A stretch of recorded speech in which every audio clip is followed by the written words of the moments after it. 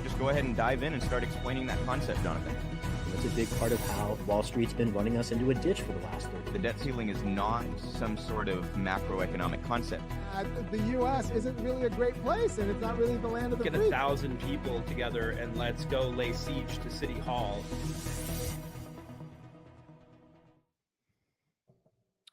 Hello to all of the real progressives out there. Thank you so much for tuning in today. I apologize for the lack of content these last couple of weeks.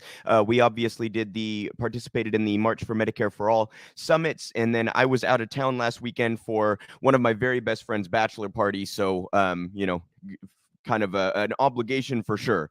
And we had a wonderful time. So huge shout out and congratulations to Jake and Maddie if you happen to be watching. To the viewers, we will be back to the regular weekly content. Great show today for you. A couple of interviews with Real Progressives writers Jonathan Kadman and Tom Ramirez on their latest pieces for Real Progressives. And I did want to show you guys quickly that website I'm always plugging, realprogressives.org. If you'd like to find all of our content, you can see here at the top, you can donate if you'd like to help us out. We are a nonprofit and appreciate any contribution. If you want to find articles by our writers like Tom and Jonathan, go to media here and down to articles for a lot of fantastic pieces. So realprogressives.org if you want to help us out or learn more. Also wanted to give a huge shout out to Eric, who I have had on quite a bit recently, Eric Kessner, who does outreach and organizing for us. Follow him at Vest Actions on Twitter. He is in DC engaging in all sorts of organizing and demonstrations and trying to talk to representatives about Medicare for All and MMT. So huge shout out to Eric. Please go support him if you can and follow his work.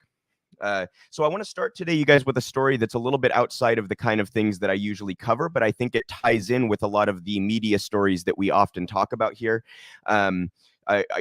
Regular viewers will know I'm a sports nerd, and this is about the Deshaun Watson signing in Cleveland. For those who don't know, Deshaun Watson is currently being sued by 22 different women who allege sexual harassment. He would hire them for massages, and you can see where this is going, right? The reason I think it's relevant to a lot of the things that we talk about is how much power the media had here. Deshaun Watson just signed in Cleveland the largest contract in NFL history. It's worth, I want to say 230 million. It might be 220. I think it's 230 million. All guaranteed. So that is the reward that Deshaun gets for these impending lawsuits. Just to be clear, he was two separate grand juries declined to indict him on any criminal charges, but these lawsuits are still outstanding. So anyway, to get to the relevance here of why I think this kind of ties into a lot of the politics that we talk about and how the media behaves. I'm going to show you guys a clip here. This is Nick Wright. He covers sports, and he kind of is admitting that the media did not cover this at all and didn't want to touch this, and that allowed Deshaun to be rewarded with this massive contract. And this is where I think there's a really significant tie-in where we can kind of see in a different context how much power the media actually has over the results that we see in our society. So you can imagine this kind of comparing this to any other issue that you find particularly relevant, right? So again, this is Nick Wright discussing the media's role in Deshaun Watson signing. We'll watch this clip and then come back and discuss. You're talking the Cleveland Browns now and their new QB1, Deshaun Watson. Cleveland was supposed to be out of the running for Deshaun, but then quickly got back in the running when they upped his offer to 5 years, $230 million, fully guaranteed. Browns reportedly wanted an adult at quarterback, and apparently Baker wasn't that fit. So in comes Deshaun Watson with 22 civil lawsuits pending against him alleging sexual misconduct as he remains under NFL investigation. Browns ownership issuing this statement saying, "We spent a tremendous amount of time exploring and investigating the opportunity to trade for Deshaun Watson. We are acutely aware and empathetic to the highly personal sentiments expressed about this decision. Our team's comprehensive evaluation process was one of the utmost importance due to the sensitive nature of his situation and the complex factors involved. We also understand there are still some legal proceedings that are ongoing, and we respect the due process." Nick, what was your reaction to the Browns trading for Watson and giving him this contract? I found the whole thing to be grotesque, to be totally candid. And I think in a very odd way, Deshaun Watson has benefited from how uncomfortable the allegations against him are to discuss in polite company and certainly on television. I can speak for myself, it's for this show to some degree. We have stayed away from this story probably more than we should have in a way I don't think we would have if Deshaun was accused of hitting, physically punching or slapping 22 women. But because if you read the lawsuit, it is almost impossible to discuss in detail at all on television. I personally didn't really know how to do it, so for a long time we've stayed away from it. I think that allowed the Browns and the other teams that are pursuing him to feel more comfortable pursuing him and not think they are going to get excoriated on national television. I want to also make this very clear, and I'm going to be very careful with my words here. I've read the lawsuits. I have followed this story incredibly closely, and I find it, for me personally, impossible to believe Deshaun Watson has a massive 24-person conspiracy against him. I believe he did at least some of what he was accused of doing, and I did not think it was going to end his career because he's too good at football, Brew. But I'm jaded at times. I can be cynical. But even I didn't think the end result of this whole thing was going to be Deshaun Watson getting what you could argue is the single greatest contract a player has ever received, essentially being rewarded for this situation. The team then going out of its way to make sure if he is suspended, it has the smallest financial penalty possible. And then on top of all of it, the team that acquires him, I believe at the very top of the team, leaking to a very reputable, impeccable reputation reporter, Chris Mortensen, that they are looking for an adult at quarterback, making it not just about how good of a player the person is, but how good of a person the person is. I find the whole thing really gross. And nobody doubts how good of a player Deshaun Watson is, but I thought the way the Browns did this and the fact that Deshaun Watson ends up a massive winner makes me feel incredibly uncomfortable. So I thought that was a very fair analysis, and I want to commend Nick for kind of admitting like we haven't covered this as much as we probably should have, right? But the point there is that propaganda is often done by omission. So what the media is not talking about is kind of just as important as what they're talking about and how they're talking about it, right? The media chooses kind of not to touch this one because it's so uncomfortable, as Nick said, to discuss publicly or to discuss in quote unquote polite society. So that creates that kind of like inundated Deshaun from the kinds of criticism that he would normally have received for any sort of misconduct that escalated to this kind of level, right? So, you know, I think that parallels quite nicely with a lot of the things we see in political media and how the media impacts social issues and economic issues and pop culture and all this kind of stuff. What is not being talked about, what is not being put in front of you is often just as important as what is. Look at the situation right now in Ukraine, you guys. And I know this can sound and come off like whataboutism. That's not at all what I mean. I mean to point out how the press actually covers all this stuff. You don't hear jack shit about Yemen or Somalia or Iraq or Afghanistan or Pakistan or Palestine, right? Jack shit. The Sudan, jack shit. Syria, jack shit. But you hear constantly about Ukraine. So the propaganda by omission is something that's very important to understand, and how that actually impacts the results that we see in the world. What powers that be actually have to respond to public pressure and which ones do not? Well, the media basically gets to determine where that public pressure is and where it is not.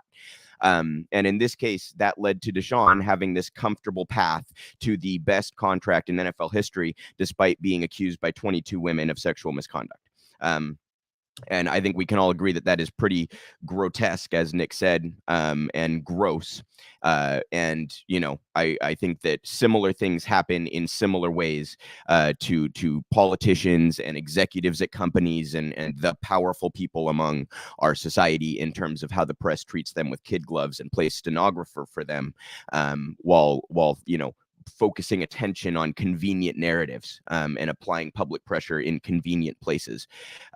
So anyhow, I know that's a little bit outside of the kind of story that I usually cover, but I did kind of want to start with that because I haven't been on the air in a couple of weeks here, a few weeks, whatever it's been, and haven't had the chance to talk about that one. So I wanted to get that one out of the way. Huge shout out to Nick Wright for such an honest and candid analysis, and kind of admitting that the media has fucked this one up, right? And speaking of media, we have a thread here about the San Francisco Chronicle engaging in what Alec Karakatsanis calls propaganda. This again, I'll encourage you all to follow him on Twitter. It's @EqualityAlec. He is an attorney who constantly points out the way that the press, plays stenographer for police and engages in propaganda surrounding crime. And I think it's a very useful and form of analysis because he really breaks down how the propaganda actually works and what mechanisms are used to propagandize the public. And police propaganda, obviously one of the more prominent and obvious forms of it. So he says, thread, yesterday the San Francisco Chronicle published what might be its most irresponsible and dangerous article yet on drugs and crime. I try my best to explain it below, and I think it would be a useful example of propaganda for young people and teachers. The thesis of the article is that the Democratic mayor's authoritarian emergency intervention in the Tenderloin neighborhood is great while the sun's shining, but that drug dealers in the Tenderloin come out in force at night. You can already see how outrageously this whole thing is framed. First, as I always do with any corporate media article, let's take a look at the sources the reporters and editors carefully chose to present to readers to tell the full story in chronological order. Guy at a bar who wants drug war. Police chief, vague residents and business owners who want drug war, police and residents, police captain, police spokesman, city business funded nonprofit, business owner, police, city rec center employee, 2 drug users, and a business owner. Note that there is not a single person who opposes the mayor's authoritarian plan, an explanation of a perspective critical of police, a person critiquing or even connecting inequality or lack of care and housing, explaining the established science surrounding drug use, etc. Second, the article introduces its core factual claim and main argument. The city, quote, has made strides while the sun's shining, but it's a different story at night. Then the lead source, quote, drug dealing is the problem, arrest the drug dealers, otherwise nothing will ever change, end quote. You can see which side of this issue the San Francisco Chronicle is obviously taking. It is vital that as many people as possible understand the 2 frauds that the San Francisco Chronicle perpetrated. The first core fraud, crime is down in San Francisco from pre-pandemic levels and near historic lows, and he shows the charts there to back that claim up, despite the Chronicle's claim otherwise. The main argument from dozens of media articles for months is a propaganda fabrication, and what's even more incredible, crime is down in the Tenderloin, even the specific district that they are talking about. Read this incredible thread breaking it down by someone who actually lives there and studies it. He posts a thread by Peter Calloway. The second fraud is unchallenged assertion that arresting drug dealers would help the drug problem. This is like climate science denial. The investment by U.S. in police and prisons for a war on drugs is one of the most widely studied and disastrous policies of the last century. At no point in an article promoting cops and drug arrests is it asked, wait a sec, we've had a war on drugs for 50 years and caged more than 50 million people and separated tens of millions of children from families, and drug use bigger issue than ever? And he posts another one of his threads there. I cannot reconcile the choice by whoever these 2 people are to omit, I'm guessing the journalist that wrote this, to omit scientific consensus about carceral responses to drugs with any notion of journalistic ethics. It's like the dark period of paid drug war propaganda in the 1990s. It gets much worse, though. The reporters allow numerous cops to claim that they just need more money and cops to fix this. Quote, Police Chief Bill Scott, and has said he needs a fully staffed department to make a bigger difference, as though they do not already receive enough funding. Absolutely ridiculous. The following line belongs in the Bad Journalism Hall of Fame. Quote, the department, currently more than 500 officers short of recommended staffing levels, says it doesn't have enough resources to monitor every corner. Whose recommended staffing level? Not drug war experts, not the scientists and social scientists who study drug use, not the residents asking for affordable housing, medical care, mental health care, more investment in the arts for young people, less grotesque inequality.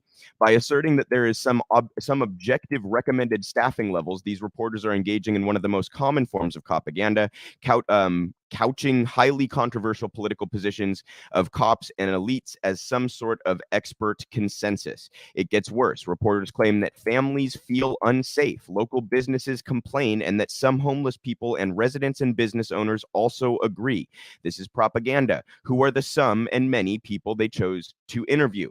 What do many others think? In a revealing moment, reporters finally moved to the perspective of drug users living on the street. Shockingly, they didn't always believe they were part of the problem. The fact that this sentence can be written by these elite reporters is an embarrassment to the profession. This is all happening in the context of a paper whose reporters have in myriad ways supported the recall of progressive DA for the Democratic mayor to engage in brutal authoritarian rhetoric and behavior. I've written repeatedly about what has become of the San Francisco Chronicle, including its repeatedly horrid coverage of drugs. Here are a few of those threads. And he continually posts a lot of threads. You guys, I really encourage you to go follow him because he is always citing other work and other articles and things that he's talked about before. He says, a final note, look at the lead anecdote. It's literally a guy who leaves a bar, a place where intoxicating substances are distributed for profit, and sees drug dealers on the street. The way drug warriors ignore the far greater harm of alcohol is always revealing. A great point for him to close on. And he often closes with a cute picture of his cat, a little reward for anyone who makes it all the way through the thread. Huge shout out to Eric for his ongoing fantastic work. And that last point really does kind of resonate with me, you guys. Like they uncritically post or write rather that someone who was leaving a bar where they were purchasing, a product to be intoxicated saw a drug dealer. Like, how does that hypocrisy not resonate as you're tight, like in a single sentence, you're able to, it's just unbelievable. Absolutely unbelievable. Keep an eye out for that kind of propaganda, you guys. Again, it parallels quite nicely with a lot of other topics and how the media covers a lot of other topics. The sort of the use of expert consensus without actually citing who you're talking about is a very commonly used trick in the media. Same with the many people say, and you don't actually cite the many, and it might be an extreme minority, but you just say many people say and frame it as though that's kind of a consensus among, anyone who's paying attention. These are all tricks that the media likes to use an awful lot. So that's, I'm always stunned that guests don't turn that back around on hosts when they're on shows and someone frames a question. When a host wants to give their opinion, they'll just say, well, many people think this, and then insert their own opinion, right? Or what the network wants you to believe. And I'm always just stunned that more guests don't turn that around and be like, who's this many? Who are you talking about? Cite who you're talking about. Like, it's just outrageous that we all buy into this kind of fucking framing. But Alec is always pointing out sort of the mechanisms and the ways that propaganda is actually perpetrated. And I very much appreciate him for that. We have a humongous labor victory to celebrate, you guys. We've talked a lot about the Starbucks victories all across the country. Now we have Amazon, which is a really, really huge victory when we consider what happened in Bessemer.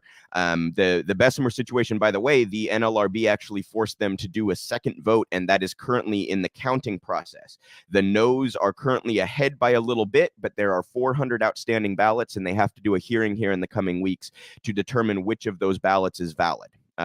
So there is a chance that Bessemer will unionize, although that one looks a little bit less promising than Staten Island obviously turned out. For those that did not see the vote totals, they won by a couple hundred votes, the yeses, and that was absolutely fucking stunning.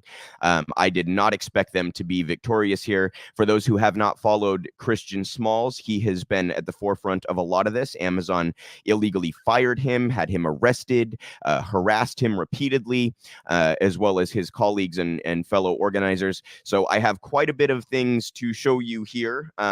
First, I just want to show you guys a quick clip here of the workers themselves celebrating this, because this is incredibly heartwarming. This is just a very short clip, but this is the response from workers when they found out they had won the union. WWIII!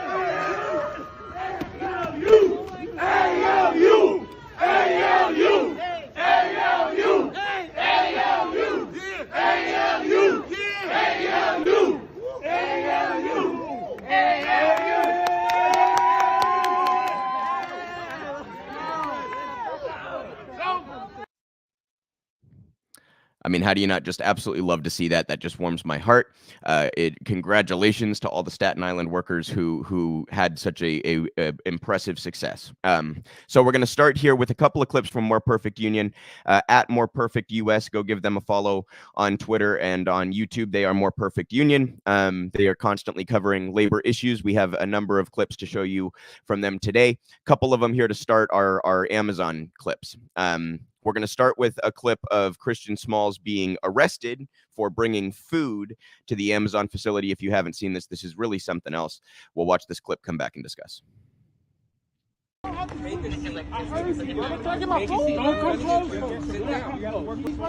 Chris was bringing grilled chicken and pasta to feed the workers. We had just finished passing out all the food, and then I went outside to talk to Chris because I saw the general manager talking to him. He approached me, he asked me to leave the premises, and I said, you know, I will leave. I complied, I said I'll leave. Several minutes later, that's when 5 or 6 squad cars pulled up, and about 12 police officers jumped out. Several members of my union, the ALU, came out of the cafeteria to my aid, and the police officers actually started to arrest them before they arrested me. I was the third one to be arrested, and obviously for no reason, they charged me with trespassing. As they were leaving, said, "We won, you lost." So it's apparent to us that the Staten Island police are really the 21st century Pinkerton force for Amazon.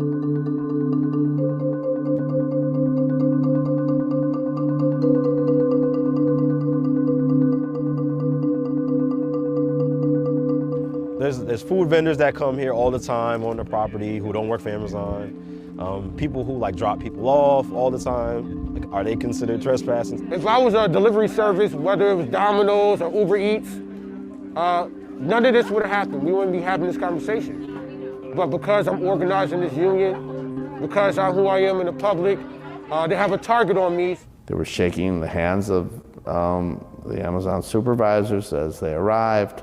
They said that they were speaking on behalf of Amazon when they demanded that Chris leave the premises. So the police are not acting as a neutral factor trying to preserve the concept of the right of property and First Amendment rights. They're actively taking a side. They searched me several times. They threw me up against 2 different vehicles. And I was the only one that was asked, do I have any weapons on me? Obviously, why would I bring weapons out here? There's no need to. I was just treated differently from the beginning. When I got to the precinct, they cut my pants, they cut my strings off. They made me stand there for 6 hours with no shoes on. And we was in the holding cell for about 6+ hours. Meanwhile, they couldn't really find a reason why they had to hold us that long. But we stayed there, and right after we left, we went right back to organizing. Their intentions was to destroy us, but it made us stronger.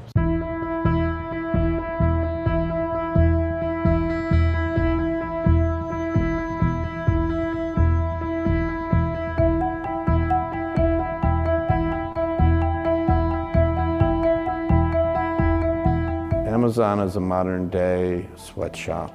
It terminates employees in a almost Black Mirror way.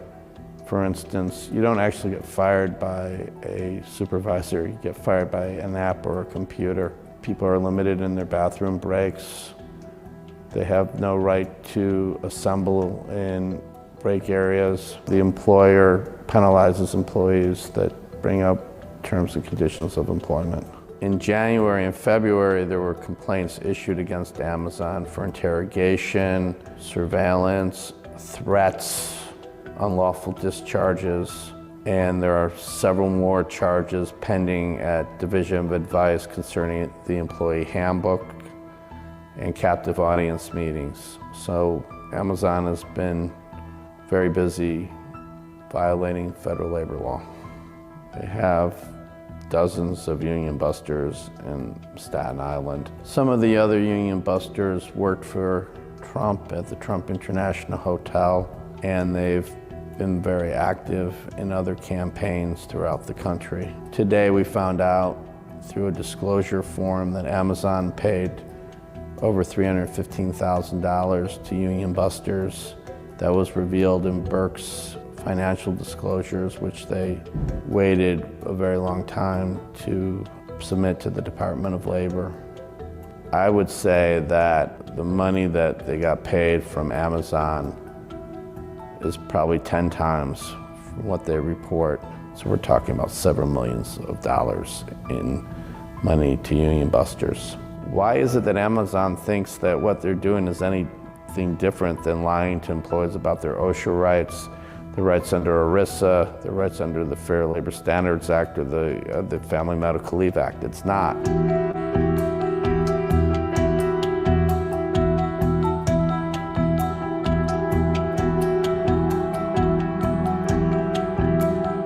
Well, they haven't helped the workers at all. They haven't asked the police to drop the charges. I mean, this is the third time that the police have been harassing the organizers. So this isn't just like the first time this has occurred. I want people to take away that this union, the ALU, the independent worker-led union that started off with no resources, no money, no real guidance on how to get here. And we were able to come together as people, just regular people, working class people, and form something very powerful. And we already created history. I love that line where the lawyer says Amazon has been very busy violating federal labor law. Like that's what they've been doing. And even brazen enough that the thoroughly defanged NLRB even found that they had to redo the election in Bessemer. And for those that don't know, even under Joe Biden, the NLRB has seen 30% of its funding evaporated. So they have been thoroughly defanged for decades. And even they were able to find a number of violations on Amazon's behalf. So just the extent to which this union busting, this was true of Starbucks as well. The extent to which these companies will invest in union busting attorneys and PR firms and all that kind of shit. It's really quite remarkable. And to see a victory like this, I mean, you cannot give enough props to Chris Smalls. What a absolutely fantastic job. I don't think people understand how much work that is, how much determination that takes.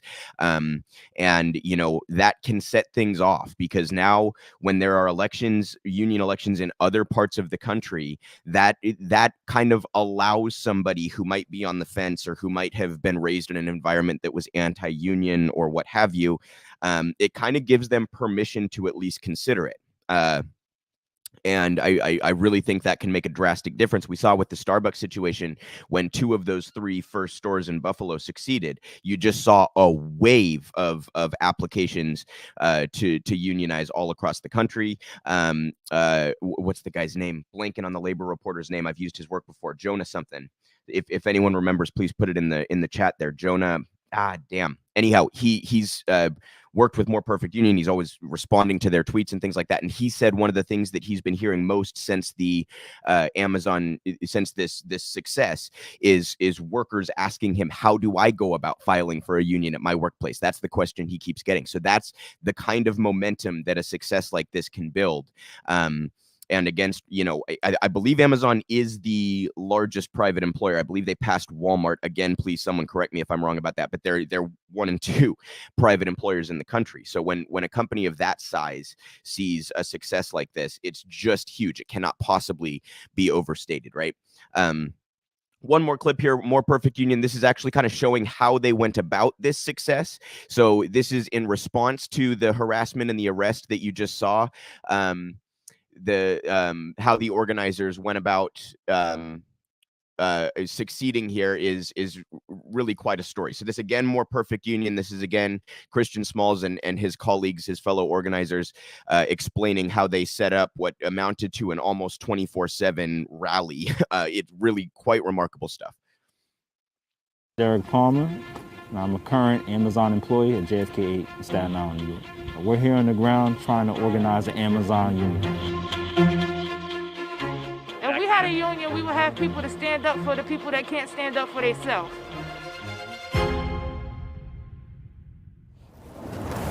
Yo, Amazon can't stop ya. Absolutely not. Isn't that funny? They put up the fence because y'all couldn't set up right there. We all said that, like, yo, they really went out of their way to spend $1,000. Yeah, that was crazy when we saw that. I told you, man. This is only the beginning. And we all know what happened in Alabama. The effort to unionize the Bessemer Amazon facility has failed. Those looking to organize the union say they may have lost this time, but they're not giving up. I believe this is the foundation for something great that's about to happen. They sparked a fuse all across the world. That spark is what we needed. The lessons that I'll say that we learned is just to be more interactive with the workers. With Amazon, you know, they like to spend a lot of money on the union busting campaigns. So if we're not out there every day, if we're not consistent, then Amazon can capitalize over that. The first week of our union drive, you know, we were kind of, getting our feet wet, just starting off. The second week, we had our May Day protest. Who street? Our street. Who street? Our street.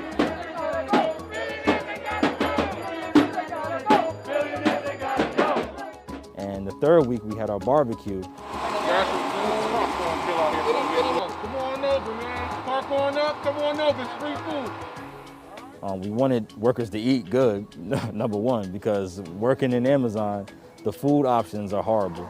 And number two, we wanted them to get all the information about the union. Well, I think it's cool that they've had some food out here today.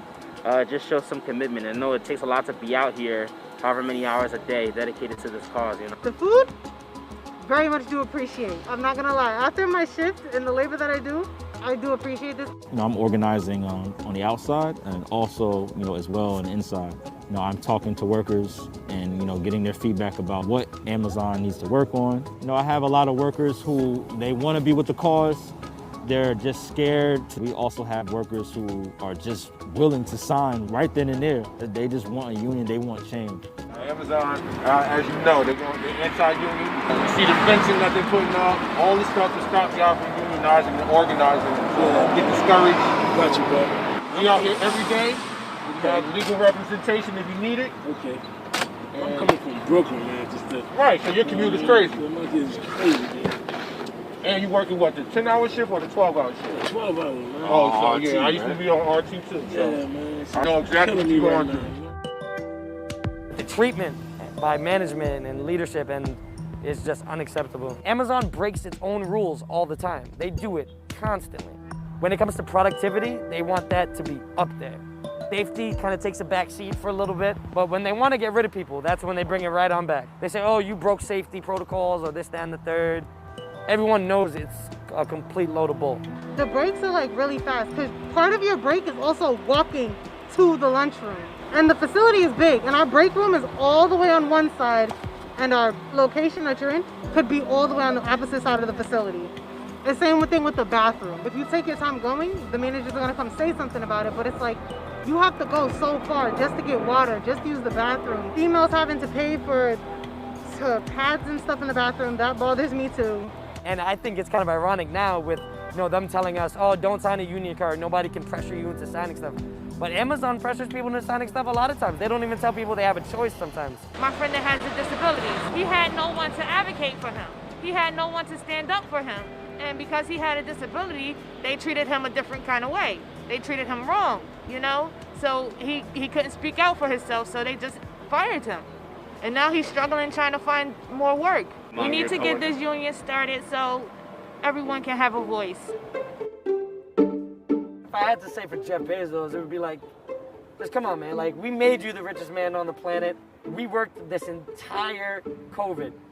We got nothing for it. We got a pat on the back and a good job. That's not right for somebody that made record-breaking money this year.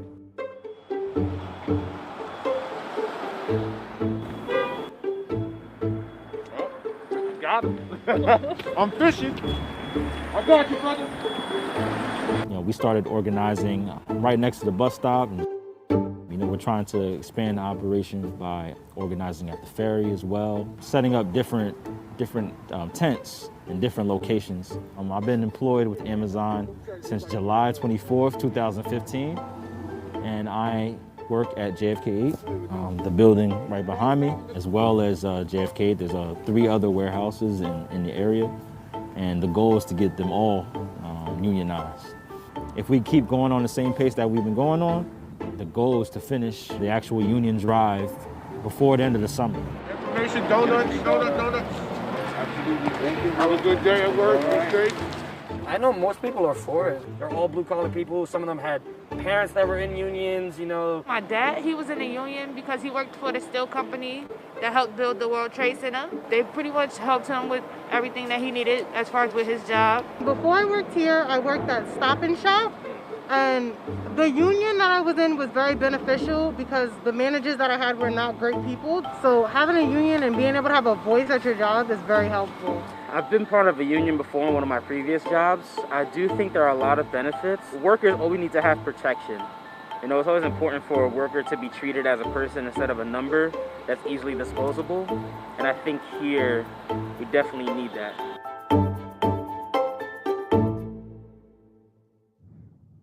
Really just incredible stuff, you guys. And I really want to point out that those strategies that they utilized are valuable for, you know, any employee anywhere who is looking to unionize like this. That they took it to the bus stop and the ferry stop, knowing that a lot of workers are coming to work from other areas, right? That's brilliant. The idea of giving out free food while you educate people, absolutely brilliant. Again, that's kind of a mutual aid sort of a strategy, right?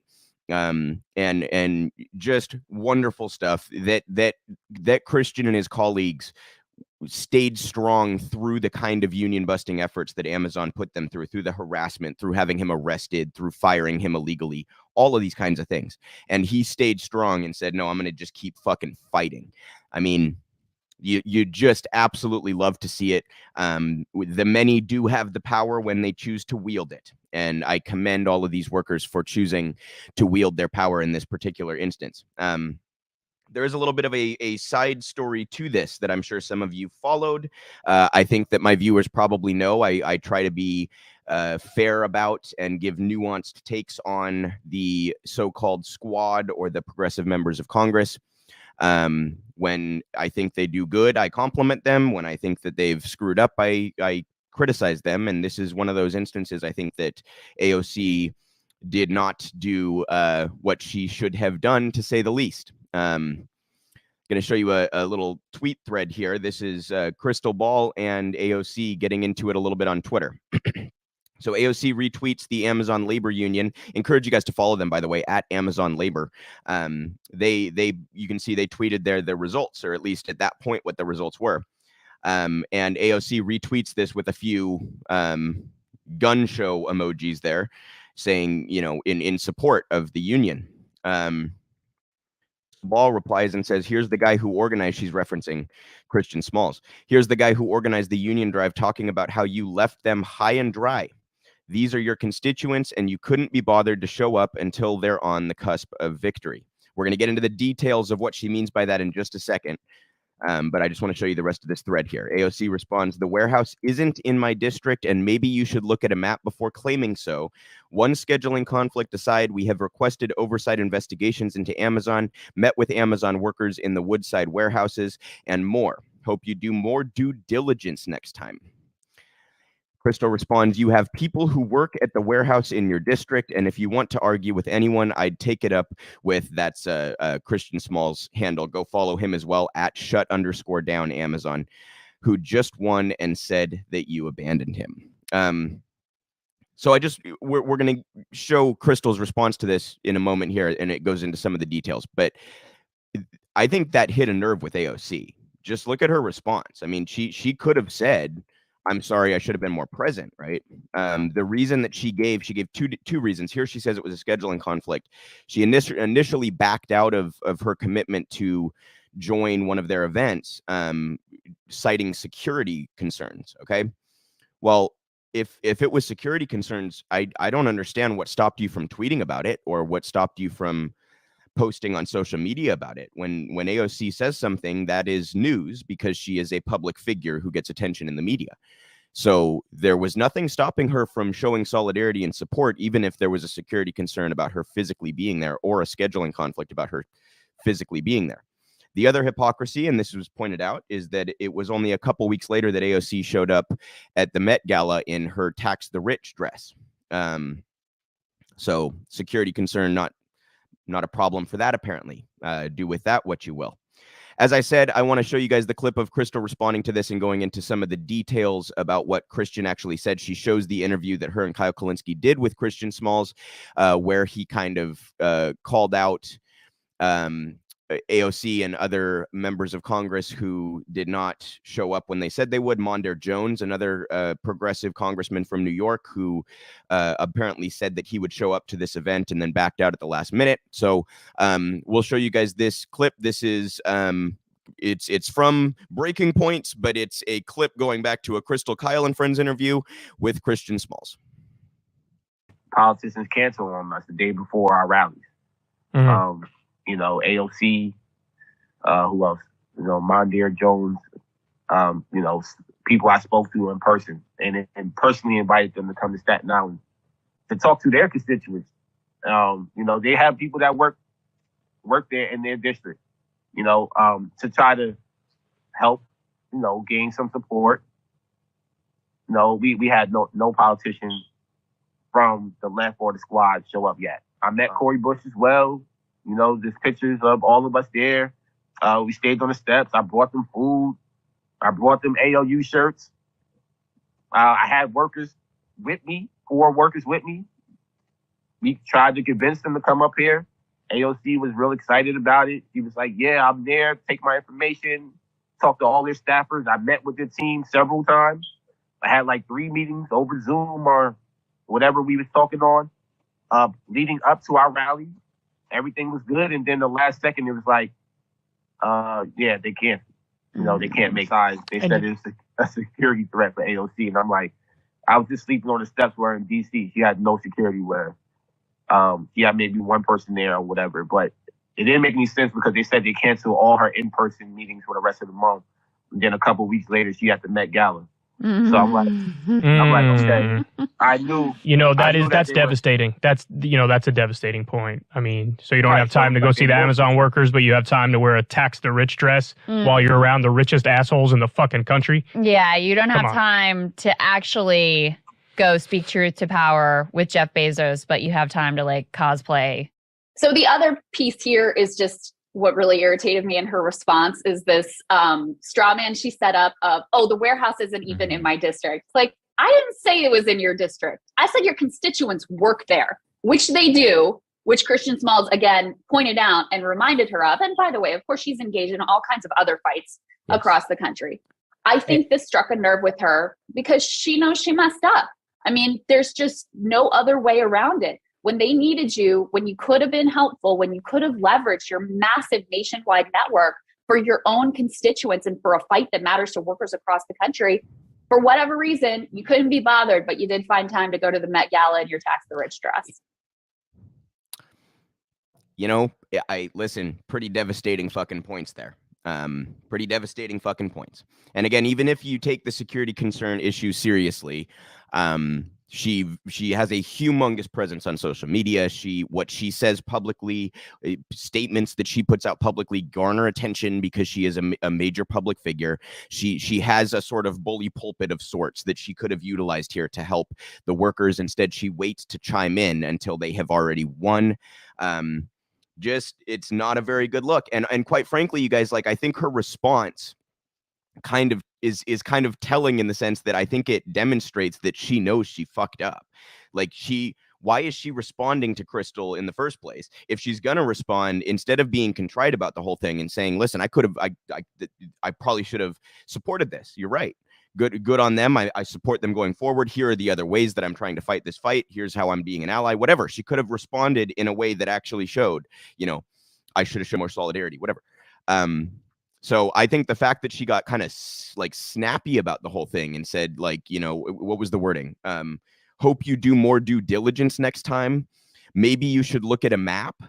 I mean, that's like really flippant. That's not, that's you had your nerve touched by this because you fucked up. So I do think it's worth, I've seen this point brought up a couple times. I think it's worth questioning how much AOC would have helped or hurt the situation. That's a fair debate to have, you know, at this point. But the point is Christian Smalls and the other organizers wanted her there and had talked to her about being there.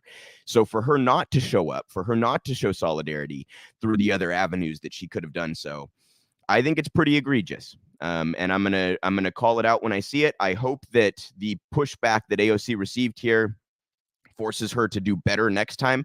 And guys, like, I know I've said this a number of times. I really want to encourage people not to look at politics in this hyper individualistic way. It does not matter what you think of individual politicians. Just like stop thinking in those terms. Stop doing the good person, bad person thing. Okay. We have a bunch of flawed people in power, and our job is to try to basically manipulate them to do the best that we possibly can. So, like, stop pinning your hopes on a progressive politician, and also stop making, stop putting all of your energy into demonizing a progressive politician. Both of those are completely futile, total waste of time. What we need to do is figure out how we can actually apply pressure to these institutions in the most beneficial ways possible. I criticize AOC here in the hopes that she will actually show some solidarity next time, support a movement next time if it would be helpful for her to do so, keep her word with organizers, that kind of shit. So good on Crystal Ball for calling her out and for being on top of this and platforming Chris Smalls from the jump. Crystal's been covering this on all of her platforms for years now, so I want to give her a shout out. She has kept Chris Smalls in the spotlight when I think a lot of the elite media and the DC folks did not take him seriously, and I think that's pretty pure classism and racism, quite frankly. I think a lot of people thought, oh, this isn't a serious effort because he's just a warehouse worker. And he went out there and he fucking proved him wrong. So good on Chris, good on his colleagues. I'm thrilled for those workers. I hope this has ripple effects, just like the Buffalo Starbucks unionizations had ripple effects. Solidarity with all involved. As always, I encourage the audience to get involved in local labor organizing if you can. There are often mutual aid organizations that are helping out with these kinds of efforts, with strikes, all that kind of stuff. Get involved if you can. Support picketing workers. Don't cross picket lines. All of that kind of stuff. I encourage my audience to support the labor movement in whatever capacity you possibly can. Good on these Amazon workers. So I have a couple of interviews here to show you guys from a couple of our writers at Real Progressives. Want to quickly plug again realprogressives.org, where you can find all of our articles and help us out if you would like to. We are a nonprofit, and we very much appreciate the donations, or if you'd like to volunteer, you can reach out there as well. So 2 interviews here, Jonathan Kadman and Tom Ramirez, who are each here to talk about their latest piece. We're going to start with Jonathan, who wrote about federal funding and why certain programs need to be funded federally. This is Jonathan Kadman discussing that article. So I'm very happy to be here again today with Real Progressives volunteer and writer Jonathan Kadman. Jonathan, thank you so much for taking the time. Happy to be here. So you recently wrote a piece that is titled The Pied Piper of State-Based Single-Payer Initiatives. I want to bring this up on the screen really quickly. For the viewers at home, go to realprogressives.org for all sorts of fantastic content from Jonathan and our other contributors as well.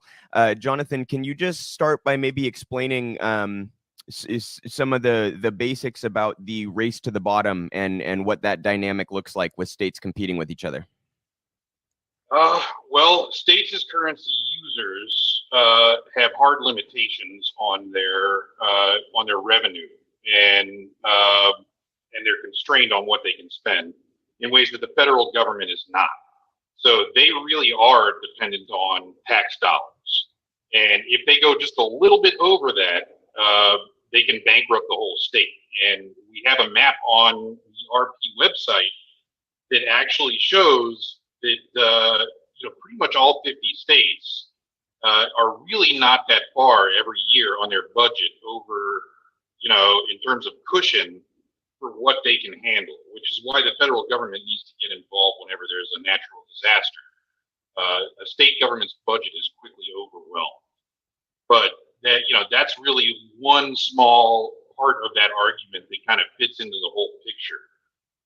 We've actually had a couple of articles previously that did a deep dive into that topic. We had Irian Sondel, who wrote an excellent article on that topic, and also Jeff Ginter, whose article is much longer, but much more detailed, and I highly recommend everybody read both. One of the reasons I wrote my article in particular is that's not the only issue. It fits into a larger constellation of things, and each one kind of plays off the other and makes them all much, much worse. And so, that's one of the reasons. It's the particular framing of the article was why I felt it needed to be written. And for much of the audience, this will be a repeat, but can you just give a very basic explanation of the difference between a currency user and a currency issuer in this context? What separates the federal government from states and cities and local governments?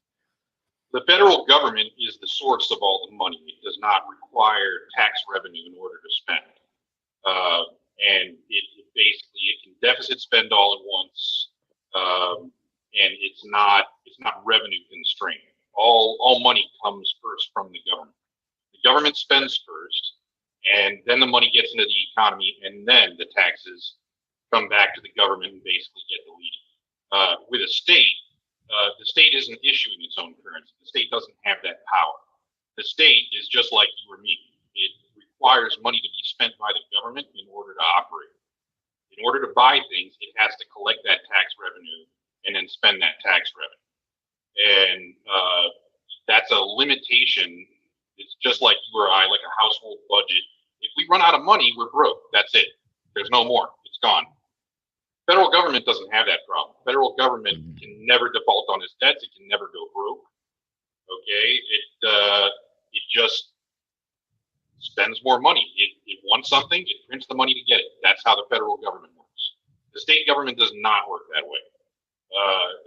The states have a whole bunch of other limitations on their power besides that, which is, one of the reasons why that article needed to be written, because I think there's quite a lot of people that are trying to go state by state and, with the state level health plans, and they don't really understand why it's not going to work and why, even if those laws did pass, the policies themselves would not work.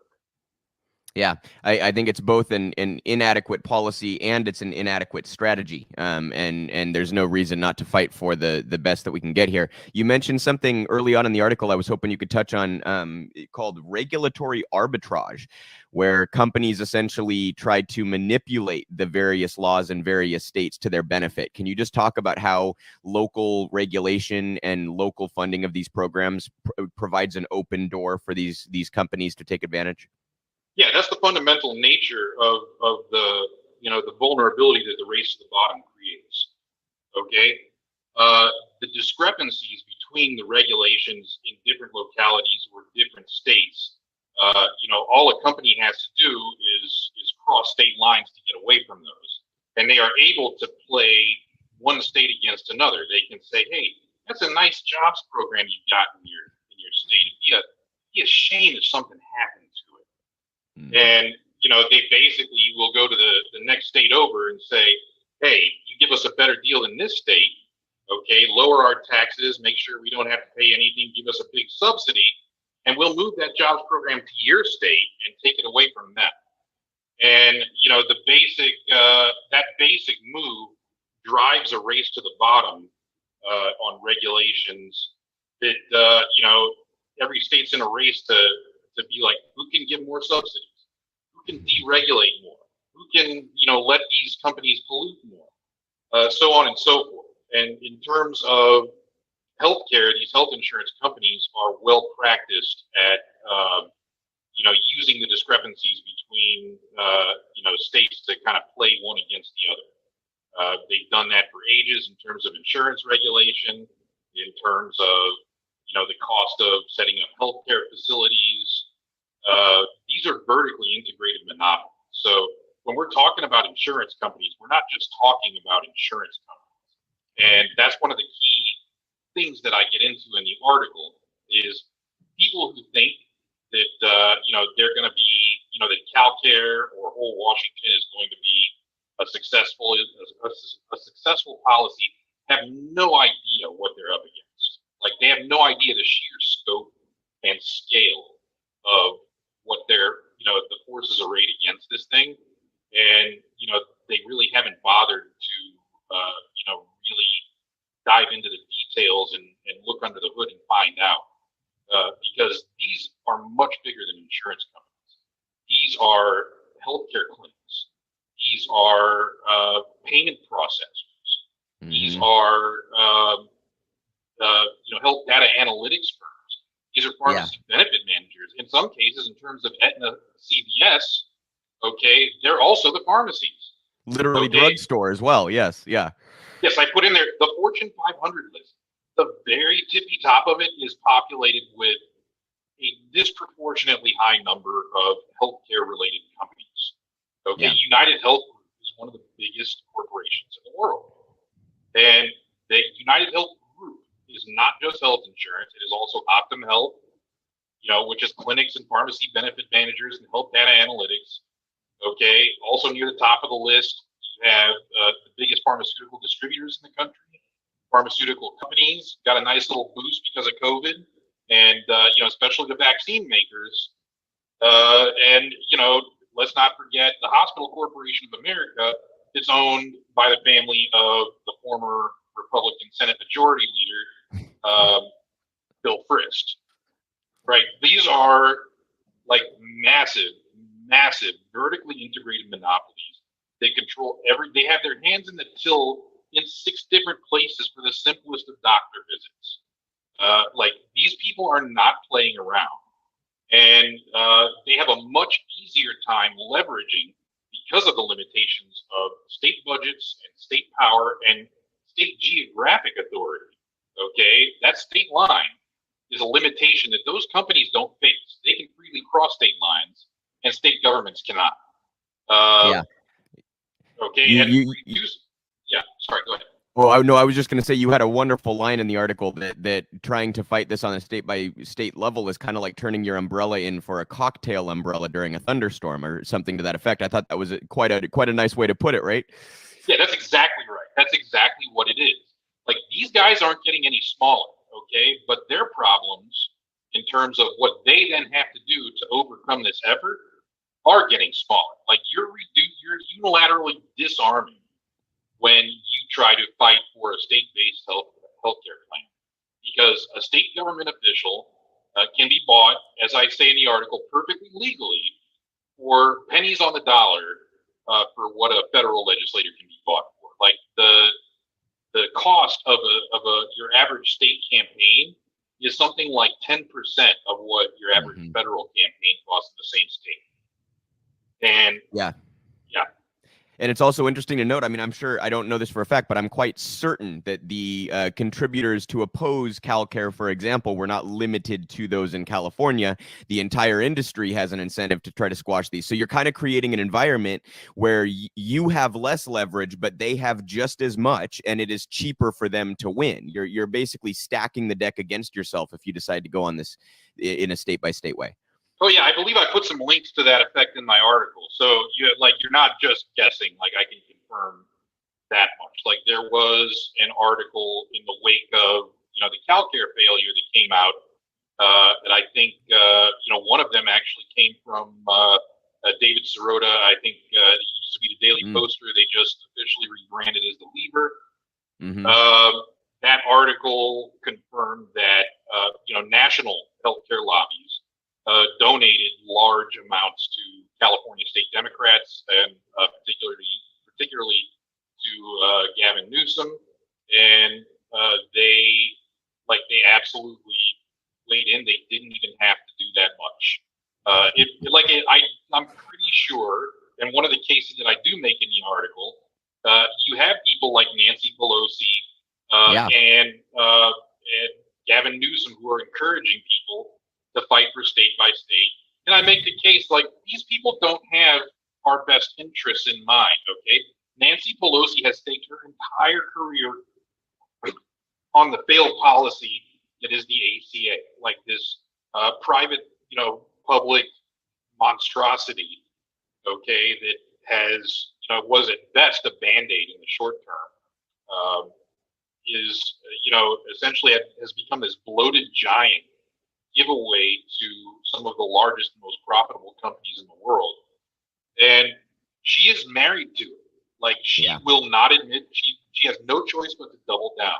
So she's not in sympathy with our aims to have a national single payer.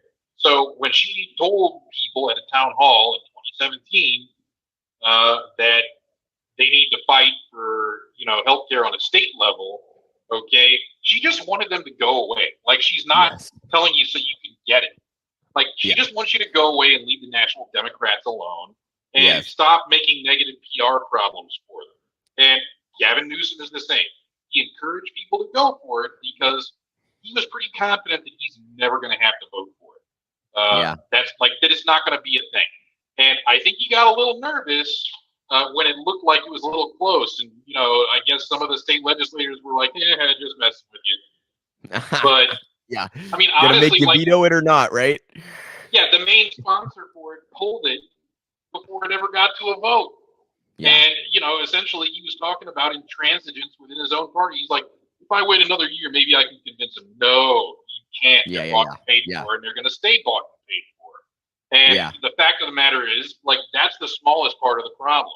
Like, as I get into in the article, even, if we suspend disbelief and live in a perfect fantasy world where any of these things would even be allowed to pass, okay, these companies, like, could, with very minimal effort, okay, tip that balance into failure in terms of the limitations of state budgets, okay?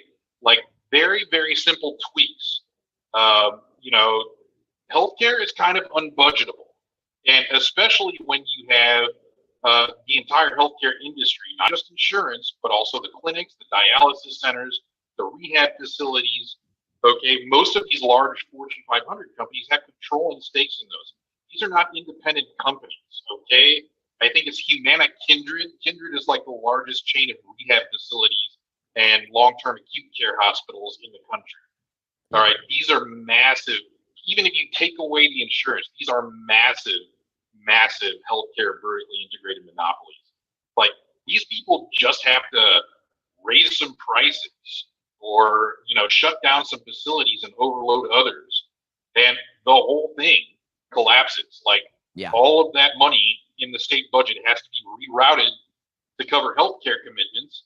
And then, they're like, oh, we're bankrupt, and they have to go hat in hand to the federal government asking for a special appropriation from Congress for a bailout. And they're basically, in the same situation as, states like Michigan, like in particular Detroit. The city of Detroit has been in that situation where they've gone bankrupt. It's not pretty. And it's ordinary people that suffer when that happens, not wealthy people, not politicians, not, corporations. Like, they're going to make sure they get paid. They have the resources to follow it up. Okay. It's ordinary people that are going to have their services cut. They're going to have, their pension commitments. Oops, sorry, we're out of money. We can't pay your, that paycheck that you were counting on in your old age in order to survive. Sorry, you got to go work as a greeter at Walmart. Okay, you got to go, sit on the corner with hat in hand and beg for change and pray you can pay your bills at the end of the week. All right, this is not a joke. Okay, this is not something that you can afford to make a mistake with. Okay? And it also it would impact so many other policy areas as well that are currently, that we currently burden states with. So if you start throwing more on their plate, you're going to have things like housing, things like education, other programs that are currently left largely locally would be impacted as well. And I would liken it in some ways to education and encourage people to look at the ways that the education system has collapsed because it is locally funded. And participates in this kind of dynamic. You mentioned in the article, I'm maybe mispronouncing this, but the comedy clause about states not being allowed to essentially refuse services in certain contexts to people from other states, and what kind of like this opens the doors to all sorts of questions about, hey, if Washington State does this, then everyone from Idaho and Oregon are going to come flooding into Washington State, and what do you do then, right? Do you make this horrible ethical decision and say we're not going to give them health care, which would seem to defeat the purpose of the bill in the first place? Or, where do you even go from there? I mean, maybe you can talk a little bit about that. Right. The Comity Clause, the 14th Amendment Equal Protection Clause, these are things that have been used in the past to defeat state-level programs, including like employment programs that were geared towards residents of a single specific state. And they essentially say that, for certain types of things, including, basically things that are core to survival, employment, shelter, and things like healthcare, there is a case to be made, and the case will be made in such a situation, that it's not legal to, if you have universal healthcare, single payer healthcare that's free at the point of service, that it is not entirely legal in constitutional terms to deny access to residents of a different state that try to cross the state line and seek out their health care there. Now, you have a singular tax base that is people of that state, but other people will come in there. And if you have banned the use of private health insurance, if none of the health facilities there take private health insurance anymore, and people from other states try to cross state lines, that is yet another thing that can overburden the system. And people absolutely will cross state lines for their health care. Some of them will certainly try to move there, but you've got problems of that nature. You live in Washington. What's been happening to property values there. California was hit with that sort of thing way earlier. Like property values are sky high over there. And because of the taxes necessary to fund, because they have to fund that healthcare program, the taxes too would have to be sky high. So if you moved to California and you were not able to find decent employment there, you would be in deep doo-doo. So a lot of these people are going to wind up trying to cross over, drive their way up to the Nevada state line, and cross over into California and try to go see a doctor. All right. And aside from it being morally repugnant to refuse service to those people because they have a driver's license from a different state, so one of those people, if they were denied access to care in the state of California because they were a resident of a different state, they would absolutely have a case. Oh yeah. And I'm pretty sure that a lot of these corporations would be happy to pay for legal representation for cases like that individuals file. And that's exactly, by the way, what they were doing, what a lot of these organizations were doing. They were funding a bunch of conservative and Koch-backed groups that were filing suits against the ACA, and they've been doing that for years, ever since the thing was passed. And they've been getting little bits of it chipped away a little bit at a time. And it takes a while for it to make its way up to the Supreme Court. But aside from, say, now an individual state rather than the federal government has to put up the funds to represent themselves, as a party in those cases, which cost a lot of money. They would have to go all the way up through the chain to the Supreme Court and make that case to an overwhelmingly conservative dominated Supreme Court. Yeah. It's funny. In two ways, I see a parallel here to the abortion issue, because first of all, if you doubt the dynamic that people will travel to another state for healthcare that they cannot get or access in their own state, we see this with abortion. People in states where it's illegal will travel to other states, right? Absolutely. And the second point is, you make the point about this getting sent up to the federal courts and things. How many times do we see a state like Louisiana or like some state in the South waste a whole bunch of resources trying a case they know they're going to lose, trying to get around Roe v. Wade, right? A waste of resources for a local constituency that is financially constrained, right? So all sorts of problems there once you get involved in the legal process. Yeah, and I might add, corporations have been doing this to the IRS for years. Mm-hmm. And it's the very reason that the IRS is mostly prosecuting and auditing, individuals of more modest means, because they know most of those individuals don't have the resources or the time or the money to go through the appeals process, whereas billionaires, billionaires, big muckety-muck investors that are actually cheating on their taxes can go through the full appeals process, which frequently takes like 5 years. And, the IRS, frankly, doesn't have the resources to fight them all the way.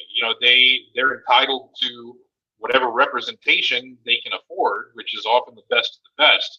And the best of the best, one of the tactics that large law firms frequently use is to bury them in process and paperwork, which costs money and resources and people to get them. Yep. These are tools that corporations have been using for years, for decades. We've seen movies about it, okay? Yeah. The Dark Water, okay? Every movie about an individual going up against a massive corporation, you know what they can do with the court system and what kind of money and resources it frequently takes to even challenge them. And no state can really stand up against that kind of onslaught or wants to devote that kind of resources to it, even if they theoretically could. Yeah. Well, and just to circle back, it doesn't even necessarily need to be someone traveling for the express purpose of healthcare. What if I'm on What if my state doesn't have a healthcare, a state-based healthcare system that disallows private insurance, and I travel to a state that does? Am I going to be refused necessary medical care while I'm on vacation because that state doesn't accept my insurance? Right? Like, we get into all sorts of messes here when we start to do this on a state-by-state basis, and I don't think people are necessarily thinking that all the way through. And then to your point, corporations will take advantage of those distinctions to their own ends, as they do in any number of ways. And I'm going to post the link for this article in the description box. I really encourage everybody to give it a read. Jonathan, if you just, I will say, I think a lot of the people who are fighting for state by state, I don't think it's malicious. I think they don't understand this stuff, and I think they really just do want the best healthcare for their community. What would be your pitch to somebody who may be caught up in that right now? How would you pitch them on let's really get behind this national effort and fight for the policy that would be comprehensive and adequate? Well, I think I don't know if you saw, but Bill Mitchell just released a blog post today that, made the case in a very concise and, it just says what I feel precisely, which is, firstly, as soon as you basically give up on what is the bare minimum necessary, okay, to conservative talking points, to neoliberal talking points, and decide we're not going to fight for what we really need, we're going to go for a half measure instead, then they've won. Okay. The other thing I would say is that I am a healthcare provider. My day job is as an EMT, colloquially known as an ambulance medic. All right. I see the healthcare system from every single angle there is. Like, I've been to every kind of healthcare facility. I have seen just about every kind of healthcare issue there is. And, I have health problems of my own, and I'm currently uninsured. In the state of Texas, the ACA problems are particularly bad. Okay. And health insurance is not affordable. Like, you would pay through the nose an insanely large amount for insurance that doesn't cover anything. Like, it might or might not pay for some small part. You can't afford to be hemorrhaging money every paycheck for insurance that isn't going to be there when you need it. And I have more interest than most people in seeing universal health coverage in the fastest way possible and getting it done in the most efficient way possible. All right. And I am telling you, when I say that these state-based health policies are not going to work and that you should desist from these efforts, okay? And I am saying this because I have the same interest as you do in seeing this passed as quickly as possible. And the only way that that is ever going to happen, that is ever going to work, okay, is through the federal government. And that's only going to, these people are only going to be moved, okay, if all of us pool our efforts and don't divert attentional bandwidth away from the actual prize. All right? We need to stop. Do you think Republicans would get, would be like, sorry, we asked nicely, but Manchin and Sinema and creepy Uncle Joe said no. So sorry you got to die from lack of healthcare coverage. We're going to fight for some, half measure that isn't going to work anyway at the state level. And, there are people saying that they're getting this, they're going to do it. They're going to get national through the state. That's not going to happen. That's not going to happen. These are dead ends. Okay. These are traps meant to snare activist energy. I would argue it's more of a poison pill than a step in the right direction. That's exactly right. That's exactly right. And that's the case I would make. These people don't even have to, the activists that are fighting for state-based healthcare don't even have to abandon what they built, okay?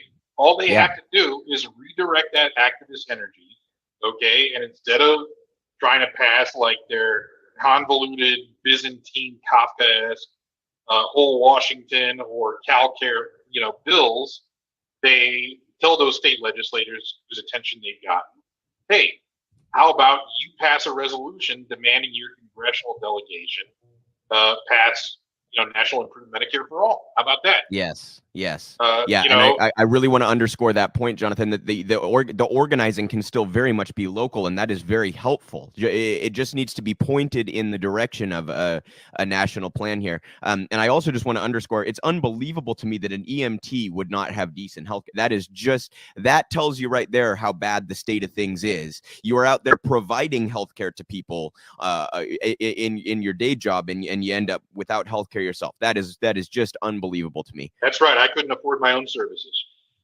Unbelievable. Yeah. So Jonathan is in this as with any of us and fighting the fight for, he has a view on this that most of us do not have.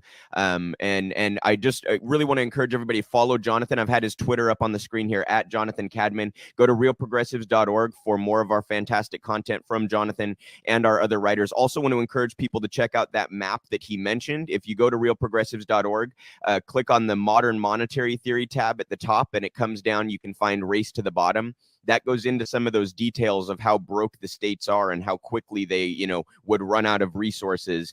Each state's a little bit different, and we have some numbers there if you're interested in looking into the race to the bottom.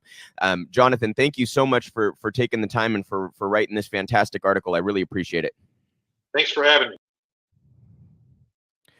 Great piece and a great segment there with Jonathan. Again, encourage you all to follow his work. I really want to underscore that point, you guys, that he really has an understanding of healthcare that not a lot of us have. And when he's talking about how state-based, state-funded healthcare programs go, being an EMT in Texas, a state that is not exactly on the progressive end of the spectrum, I think Jonathan has a really, unique perspective on healthcare. And I encourage you all to read that piece and all the other great work that he puts out there. Also, just want to say that our version of federal Medicare for All ties into something that is a little bit broader, and we're going to show a video a little later on of Dr. Fadl Kaboub talking about what he calls a layer cake, a progressive policy layer cake. That was from the summit for March for Medicare for All that we did a couple of weeks ago. So we're going to show that here in a little bit. I do first want to show you the other interview that we have today with another Real Progressives writer, Tom Ramirez. Tom wrote about the new unemployment numbers and how unemployment numbers are kind of manipulated and utilized by the powers that be to frame a picture that is not quite accurate, so to say. So this is Tom Ramirez talking about his latest piece. Again, you guys, I know you're hearing it a lot, realprogressives.org. Go find all those articles from people like Tom and Jonathan. This is Tom Ramirez talking about his latest piece. I am very happy to be here with Real Progressives volunteer and writer Tom Ramirez. Tom, thank you for taking the time. Thanks for having me, Luke. So Tom wrote a fantastic piece here. I want to show you guys up on the screen. Go to realprogressives.org, as always, for all of our fantastic content from Tom and other writers. This piece is called Biden's Booming Unemployment, and you talk a little bit about how unemployment numbers are manipulated by politicians and how things currently stand. Can you just talk a little bit about how those numbers are utilized and what they actually mean? Yeah. Well, even the Bureau of Labor Statistics, they'll publish 6 underutilization measures and then choose one that has the very least amount of people included. So when you talk about unemployed, to be unemployed, first you have to be included in the labor force. There's 5.7 million people right now that want a job. They've searched in the last 12 months, haven't searched in the last 4 weeks. People get discouraged. It's hard to be unemployed for that long. They're not in the labor force anymore. As of March, unemployment level, the number they're reporting on the news as of yesterday is 6 million. 5.7 million, it's almost the same number, are not even included. That's absolutely insane. So the 5.7 are, you're saying the 5.7 are not part of that statistic, right? They're in addition to what's being reported. Yeah, not only are they not part of the statistic, but they're only a subcategory of people who aren't included. I'm just telling you that 5.7 million want a job right now. They would take a job if offered, and they're not included. How that doesn't count as unemployed is bewildering. Yeah, absolutely insane, quite frankly, that doesn't count as unemployment. What would a comprehensive or a more comprehensive, I know it's kind of hard to boil down to one number, but in your view, what are the things that, what categories are not included in this statistic that should be? Well, discouraged workers, people who are out of work for a long time because maybe their skills aren't matching up. There isn't enough work for them. They're going to be forced to take jobs that pay even less. Like a really good measure of this I have in the article is from the WWIII Institute, and they'll count even workers who are being paid under $20,000. That's at some point you will have to take work because the owner of capital can wait for a return. The laborer must eat, they must work to live. They're going to have to take some job, even if it doesn't even really cover subsistence. So calling that employment, it doesn't truly, it isn't useful. Yeah, I'm in full agreement there. That is a fantastic statistic. One other thing that you mentioned, I wanted to make sure that the audience understands is you kind of brought up the MMT money story in terms of what unemployment actually is, that once the tax obligation is imposed, unemployment is created, and therefore unemployment is pretty purely a policy choice. Can you just talk a little bit about that? Right. If you follow that origin of money story that's in the MMT world, first comes the tax liability, not the tax payment, because the money isn't out there yet. It must be created by the US government, comes from anywhere else, then that's counterfeit. So the tax liability then tells these workers that they must pay a certain amount of this government currency, the dollar here. So now you created a demand for work in terms of the currency. You've created unemployment. When you understand that origin of money, then it's very clearly the obligation of the government to provide employment as a last resort.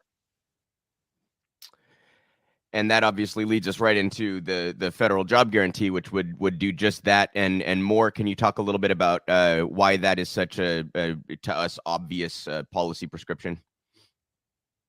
Right. There's a lot of reasons. The buffer stock, I don't know if we should get into, is kind of complicated, but that's super useful for controlling inflation and making sure enough product and service is out there to purchase up when we are paying these wages.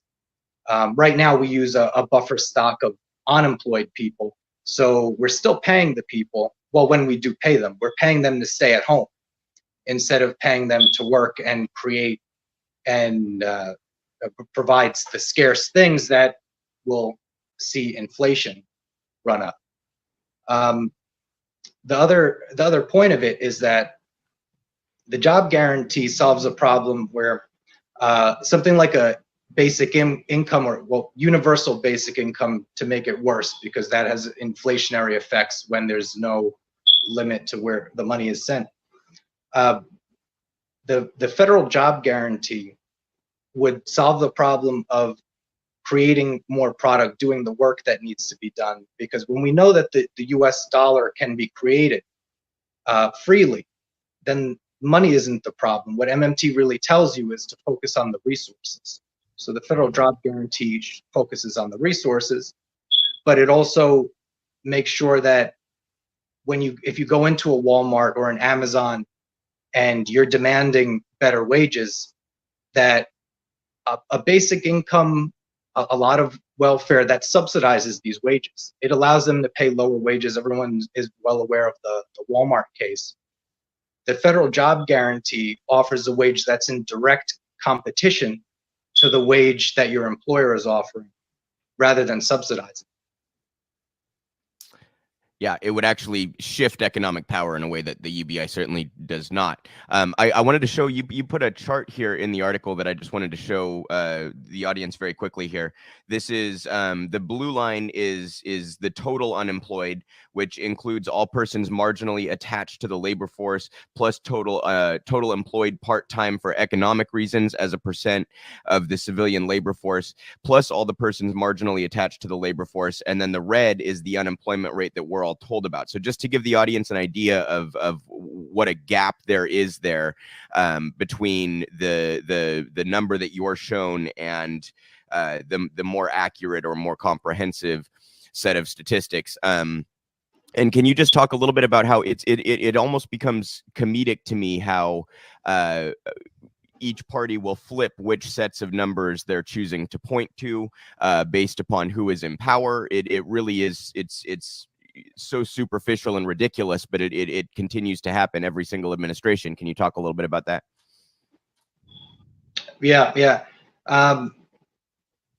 It always seems to be friendlier. The number is always going to be friendlier because there is a lot of focus on this U3 measure.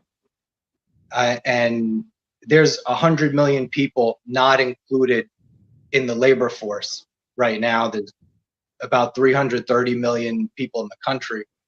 So you have to be suspicious about that number. And even when it is partly due to factors like technology, and that doesn't erase the responsibility to create employment. The employment is limited only by imagination. We know that because the jobs that we lost, and a lot of the ones that were sent home, the non-essential jobs during the COVID lockdown, that showed us it's like we've been making up work. That's not anything different. I don't know how much the two parties switch between their numbers except how they talk about them. But the unemployment numbers that are talked about and the U3 standard unemployment rate that is trumpeted on both sides by every party when it's their turn to be in power, that is drastically understated by millions, maybe tens of millions. Depends on which factor you're looking at. You mentioned that unemployment is treated as sort of like an organic thing or a naturally occurring thing, and also the verbiage we use sort of implies that it's necessary or acceptable, that people who are unemployed are unemployed out of laziness, things like that. We sort of imply these things with the language that we use. Can you talk a little bit about that? Yeah, there are certain terms that they use, euphemisms. Funny thing is, I had my brother ask me yesterday. He said, "What is wage inflation?" And I told him simply that when wages are going up, it's just the people who are currently working are getting paid more. Not that it's not good for unemployed people, but if you're currently working, you might be getting.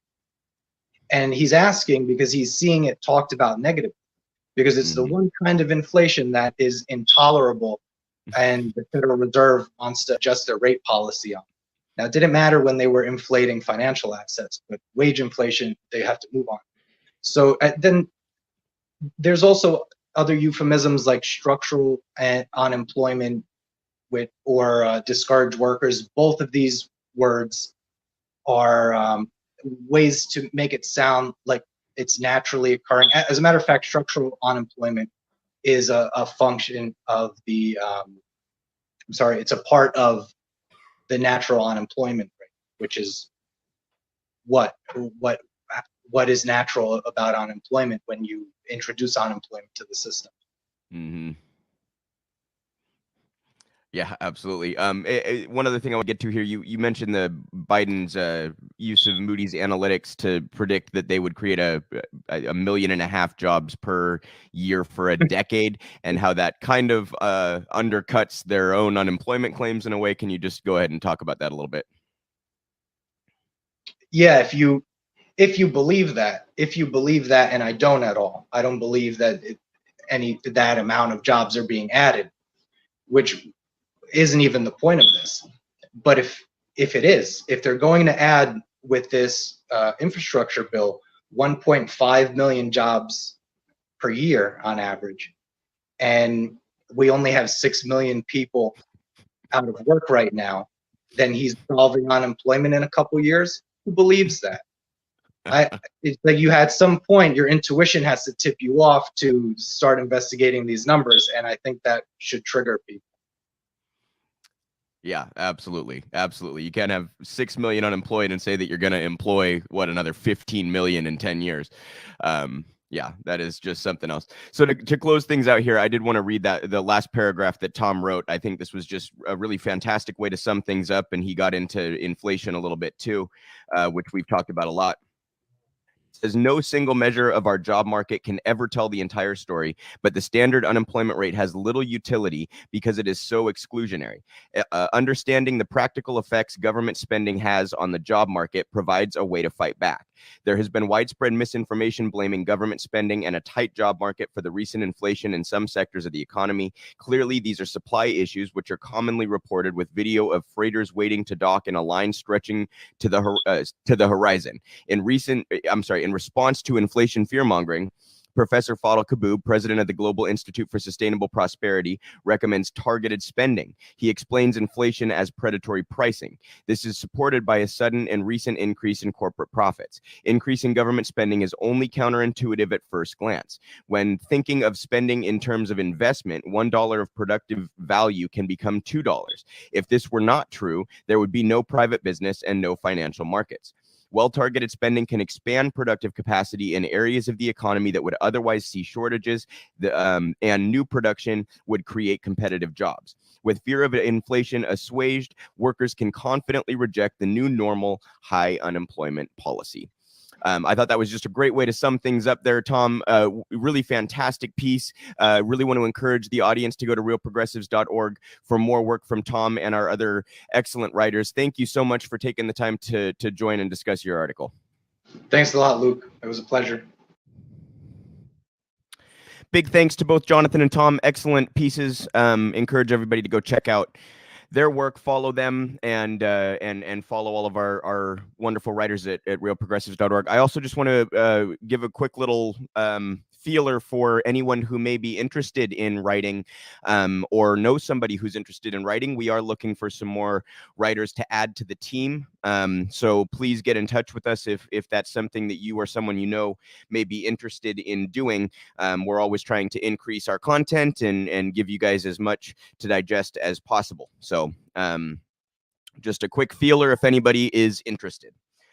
So I want to talk a little bit about how the media seems to be kind of calling for World War III in a number of different ways here. I mean, first by outright sometimes minimizing the potential nuclear catastrophe that would result from such a war, and at times, using verbiages like no-fly zone to make it sound a little bit different than starting a war.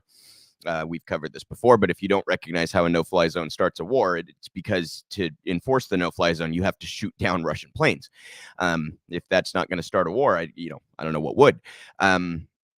So there are a number of ways in which the media kind of minimizes direct military involvement or calls for direct military involvement here, and it's just kind of getting. Well, it's always been out of hand, but I think I talked about this with Lee Camp. Like perhaps I'm naive, but I'm stunned by seeing how immediately the war machine just kind of kicks right into gear. I was young when the Iraq War began, but one of the first things that I remember seeing the media constantly cover was the Iraq War and Afghanistan, the war on terror, and how they manufactured consent for all of that. And I still was relatively stunned by how comprehensive their efforts have been in attempting to start World War III with Russia and cover this from a very one-sided view. I as always, guys, I want to give the caveat: I never support fucking invasions. I'm not supporting what Putin is doing here. He's committed war crimes. He's killing civilians. I oppose all of that. I also oppose what the neo-Nazi groups in the Ukraine have been doing for years. I oppose our participation in the 2014 coup. I oppose a lot of things going on in the region, and I think that the context is important. We're going to show you some tweets here and a piece from Alan McLeod. Alan is with Mint Press News. He also writes for FAIR. Fantastic journalist. Encourage you to follow him at Alan R. McLeod on Twitter, and his work, again, Mint Press News and on at FAIR. He says, "This is genuinely the craziest, most rabid warmongering I've seen from The Economist in days." So a little flippant take there, but this is kind of a constant narrative and the way that they've framed this whole thing. Why Ukraine must win. And you can see the picture of Zelensky there. Just there's nothing really substantive about that cover, is there, except for stoking enthusiasm for an on-the-ground invasion on behalf of NATO and the United States. It's just begging us to start World War III here at this point. The press is just begging us to start World War III. Another one here, he says, bombing people is not feminist, no matter how you spin it.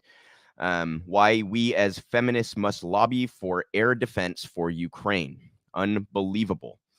This one reminds me of how they pulled the Afghanistan narratives, right? When we were going to pull the troops out of Afghanistan, the media immediately pivoted to what about the women in Afghanistan? What will their lives be like under the Taliban? They suddenly cared about what the women in Afghanistan were going through after decades of our occupation there. Was life good for women in Afghanistan under the United States occupation? I mean, are you fucking kidding me? There's just no context. They only care about it when it opposes the intentions of the ruling class. So, and then right now, what is it? 23 million people in Afghanistan that are food insecure and facing famine. Does the media care about the women in Afghanistan now? Are the feminists out decrying Joe Biden's unwillingness to give them their own fucking money back so that they can feed their people and get medical supplies and shit? I mean, is there any sort of outrage about that now? Where are the feminists now? So I think it's particularly disgusting and repulsive to use the sort of the best intentions and best character traits of people that people do, on the left at least, or a lot of people care about fucking equality and consider themselves feminists. I'm a proud feminist, right? That doesn't mean I'm going to support war because someone told me that feminists should support war. Like, it's to use somebody's well-intended beliefs to try to manufacture consent for violence is, to me, like one of the most repugnant things that a media outlet or a journalist could do. It's absolutely disgusting. Alan is constantly pointing this stuff out.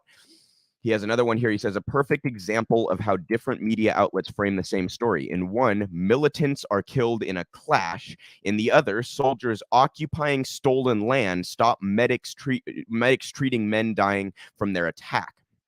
So you have BBC here, 3 Palestinian militants killed by Israeli forces in West Bank clash. Total misframing of the entire situation. You have an occupying force that killed people, and they frame it as a military clash. Okay, is that how they would frame Russian troops killing civilians in the Ukraine? Is that what they would say? No, of course not. They'd frame it the exact opposite way. And I do want to point out here, as Lee Camp did when I spoke to him, BBC, if you're all concerned about RT or RT America's funding, the BBC is funded by the British government, who has involvement in these conflicts, who supports the Israeli apartheid state. So just for context. Then they also show the Al Jazeera framing on this. Israeli forces kill 3 Palestinians in occupied West Bank. This is the proper framing, obviously, as compared to the BBC. So, great job from Alan to kind of, bring to light the ways that the media frames things improperly.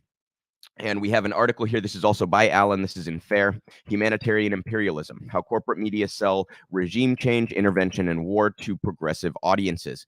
I'm not going to read this whole piece because it's a very long one, but I do encourage the audience to go check it out. It's at fair.org.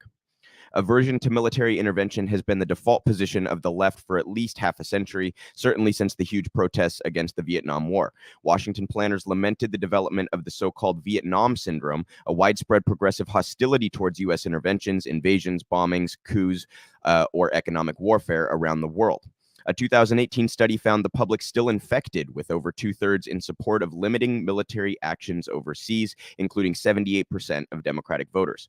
President Joe Biden's record of support for foreign intervention spurns that progressive tradition. As chair of the Senate Foreign Relations Committee, Biden played a key role in selling the Iraq invasion to both Democratic colleagues and a skeptical public. He was also vice president in an administration that was bombing 7 countries simultaneously by its end in 2016, and was a strong voice within the administration in favor of intervention.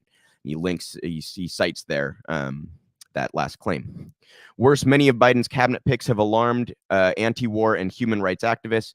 His director of national intelligence, Avril Haines, was instrumental in covering up the U.S. torture program, while his choice for head of USAID, Samantha Power, supported both the Iraq and Libyan wars, arguing that the U.S. must intervene on humanitarian grounds. Earlier this week, and barely a month into his presidency, Biden launched an airstrike in Syria, killing a reported 22 people in supposed response to a rocket attack on a U.S. base near Erbil, Iraq, that killed 1 U.S. contractor. CNN international security editor Nick Patton Walsh applauded the move, claiming Biden had successfully sent a message to Iran while being as minimally lethal as possible. For CNN, Biden had used a scalpel instead of a sledgehammer. Bloomberg's columnist Bobby Ghosh was similarly delighted, lauding the president's unwillingness to tolerate Iranian aggression, claiming that this was sure to snap Iran out of its sense of impunity. How has that gone for anybody following the Iranian negotiations over the last year? This piece, just for context, is from about a year ago. If history is any judge, further aggressive actions will also be met with approval by corporate media, who have continually found creative ways to pitch such actions to the traditionally anti-interventionist left, primarily through the use of progressive language to justify Washington's global agenda. Media are experts in using progressives' empathy and compassion against them. This is what I was just talking about, you guys, presenting them carefully selected images and stories of suffering around the world and suggesting that U.S. military power can be used to alleviate it. As such, intervention is sold to the U.S. left less on the basis of fear than of pity. But when, as in the examples below, U.S. actions make the situation worse for the peoples affected, the corporate press is careful to ignore or gloss over that suffering, or at least not present it as a direct consequence of U.S. meddling in other nations' affairs. Not an invasion, a no-fly zone. This is him discussing the exact use of that term from 2011 in Libya. And I just want to point out, you guys, this was written well before any of this Russia-Ukraine stuff, yet it still applies, fits like a fucking glove in describing how the media has gone about covering this. Again, that's a much more comprehensive piece than I read to you. I encourage you all to read the rest of it. Fair does great work. Alan McLeod, great work at Alan R. McLeod on Twitter. I encourage you all to follow him. As for the actual substance of this thing, you guys, I'm not going to spend a great deal of time covering the actual happenings in Ukraine because the media is covering it constantly, and I figure if you want that content, you will find it. But for those who have not followed the basics, there are negotiations going on right now that seem completely futile. Both sides have basically said that there are non-negotiable aspects to the proposal from the other side. Russia wants Crimea and the Donetsk regions ceded by Ukraine. Zelensky says he's not going to cede any of his territory, that's a non-negotiable. And Zelensky wants security agreements with other countries as part of a final agreement with Russia, and Putin says that is a non-negotiable on their side. So we're kind of in a stuck situation right now as it pertains to actually negotiating any sort of peace deal. I wanted to make sure to bring you all sort of the media angle because I figure a lot of people are digesting quite a bit of press on this, and I want to make sure you understand what you are digesting. So wonderful work from Alan. Encourage you all to follow his work. We have another article here about Biden. We've talked a number of times about his continued efforts to oppose student debtors in their efforts to discharge that debt through bankruptcy. This is in Jacobin. It's by Julia Rock and David Sirota, who are at the Lever, as it is now called. I'm not sure if it's Lever or Lever. They were, last I heard, debating which one they were going to call it, but used to be the Daily Poster. You all have seen me use their work on a number of occasions. David Sirota, obviously, fantastic journalist, as with all his colleagues, including Julia. Joe Biden is still fighting student loan debtors who declare bankruptcy. Joe Biden has been betraying his campaign promise to allow borrowers to discharge their student debts through bankruptcy. In a new letter, 27 Democratic senators are demanding the administration stop trying to overturn court rulings that help student debtors. Senate Democrats are demanding that the Joe Biden administration back off its attempts to overturn court rulings that help student debtors. The new demands were prompted by our original series showing the administration has been betraying Biden's campaign promise to allow borrowers to discharge their student debt through bankruptcy. Instead, the administration has fought debtors in bankruptcy court. Quote, over the past several decades, Congress and the courts have together nearly eliminated bankruptcy as a viable path towards financial recovery for most Americans struggling with student loan debt. 27 Democratic senators wrote in a letter to the Education Department and Justice Department on March 31st, the Washington Post reported. Quote, the federal government's aggressive litigation challenges against students who pursue undue hardship claims further exacerbates this situation, the letter added. The letter comes days before a scheduled protest at the Department of Education to press the Biden administration to cancel student debt. As a senator, Biden was a prominent advocate for initiatives that have made it difficult for Americans to reduce their student debts in bankruptcy court. Borrowers are forced to undergo a separate proceeding to handle their student loans known as the adversary proceeding, where they must prove that the debt is causing them undue hardship. We covered a clip that was actually Julia Rock, who went on Breaking Points to talk about a specific case that had gone on both under Trump and Biden's administration, where the Education Department under both administrations essentially claimed that because a student debtor who had cancer and could no longer work, they claimed that was not undue hardship because this person had a 13-year-old child who could soon work to pay off their parents' debt. Both the Trump and Biden administration's education departments and justice departments made that argument in court. So that tells you what kind of a standard the quote unquote undue hardship is, right? During the 2020 campaign, Biden pivoted on the issue, endorsing Senator Elizabeth Warren's plan to allow borrowers to discharge their student debt through the bankruptcy process, like other types of consumer debt. Unfortunately, the rhetorical change from Biden hasn't translated into a policy change, and Biden officials have continued to fight student loan debtors in bankruptcy proceedings. This obviously is a deeper issue than just their fighting the bankruptcy court stuff. He could literally eliminate all student debt by executive action. The education department has the power to do this. That is not up for debate. So Biden dragging his feet here on a number of things. He promised at different times during the campaign to discharge or cancel at least $10,000 or at least $50,000 of student debt for every debtor. He has not done anything remotely close to that. Not anything close. So yet another broken promise from the Biden administration, and he continues to push back against student debtors in pretty egregious ways. I also, once again, I want to shout out Eric, who I know participated in some organizing in DC that was about student debt. Again, at Vest Actions on Twitter, you guys go follow him and keep up with what he's doing in DC. He also has a Patreon that you can find. I want to say at Yellow Vest Action, patreon.com/Yellow Vest Action, if you want to help Eric out.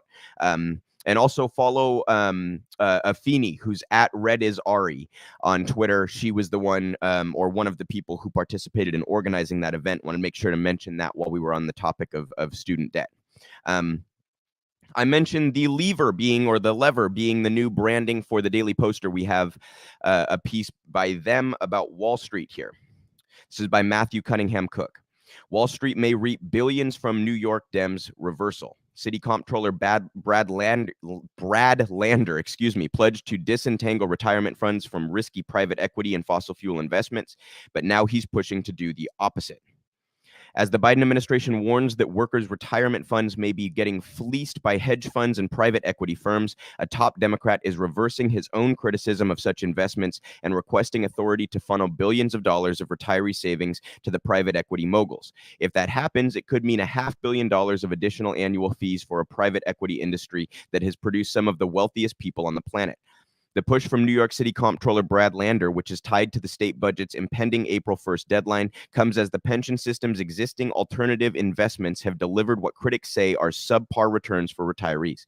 It also comes as a recent report from littlesis.org and the Private Equity Stakeholder Project shows that 8 of the big private equity firms in which New York City's pension fund has stakes are deeply invested in the fossil fuel sector, a sector that Lander has pledged to specifically divest from in his role as custodian of all 5 New York City pension funds.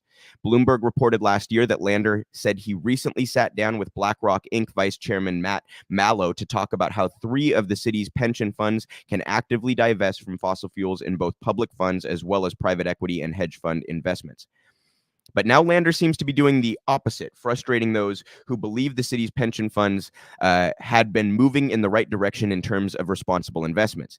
As Nate Franco, a 10-year member of the Main City Pension Fund, the New York City Employees Retirement System, told The Lever, "My concern is that we've taken a stand against fossil fuel investment, so increasing investment in private equity might lead us back into that realm indirectly." Again, they go on quite a bit more than I just wanted to bring you guys the details here, but Wall Street once again reaping profits off of nefarious industries and sort of justifying it with, well, it's just everyday people's retirement funds, right? And we have another bit here about Wall Street. Figure I could connect these two stories in a way. This is a little bit more of an insider trading kind of a situation. This was reported in the Wall Street Journal. You all will be shocked. No, I do not subscribe to the Wall Street Journal and therefore could not bring you the article. So I'm actually going to bring you a clip from Breaking Points. Crystal and Sagar going over some of these details. This is the start of their segment on this story. We'll come back and discuss. Break down for you a blockbuster new Wall Street Journal report seeming to indicate one more way that the stock market may be rigged and may be gamed. Let's go ahead and throw this tear sheet up on the screen. The headline here says, big stock sales are supposed to be secret. The numbers indicate they are not. Share prices fall ahead of 58% of large sales, a Wall Street Journal analysis finds. And let me just read to you the beginning of this piece.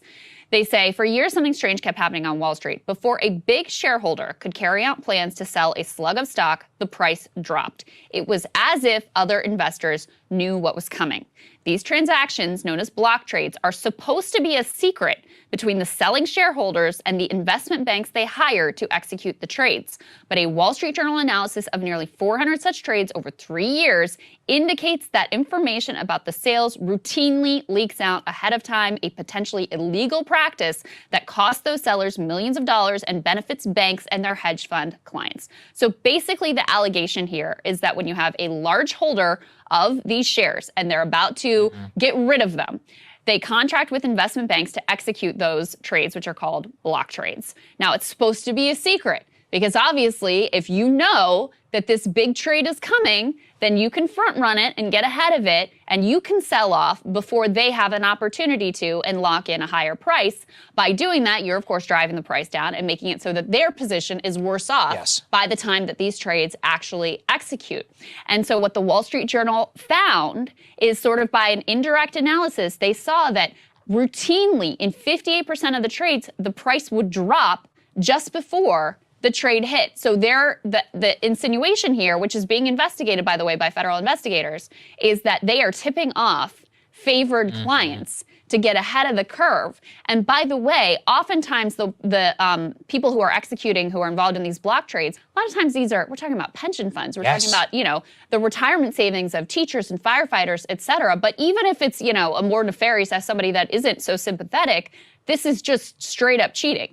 Yeah, and so what they point to on this investigation is on Morgan Stanley, the big bank which dominates block trading. The firm disclosed in February it has been responding to information requests from the Department of Justice since the summer, and in November had to put one of its senior executives in charge of block trading on leave. So they refused to say why he was put on leave, but DOJ is investigating, and now the guy is no longer there. Goldman Sachs has already been probed, and the Journal's analysis found that when Morgan Stanley executed a block trade by itself, the median stock would trail its peers by 0.7 percentage points in the trading session leading up to the deal, meaning half performed worse than that.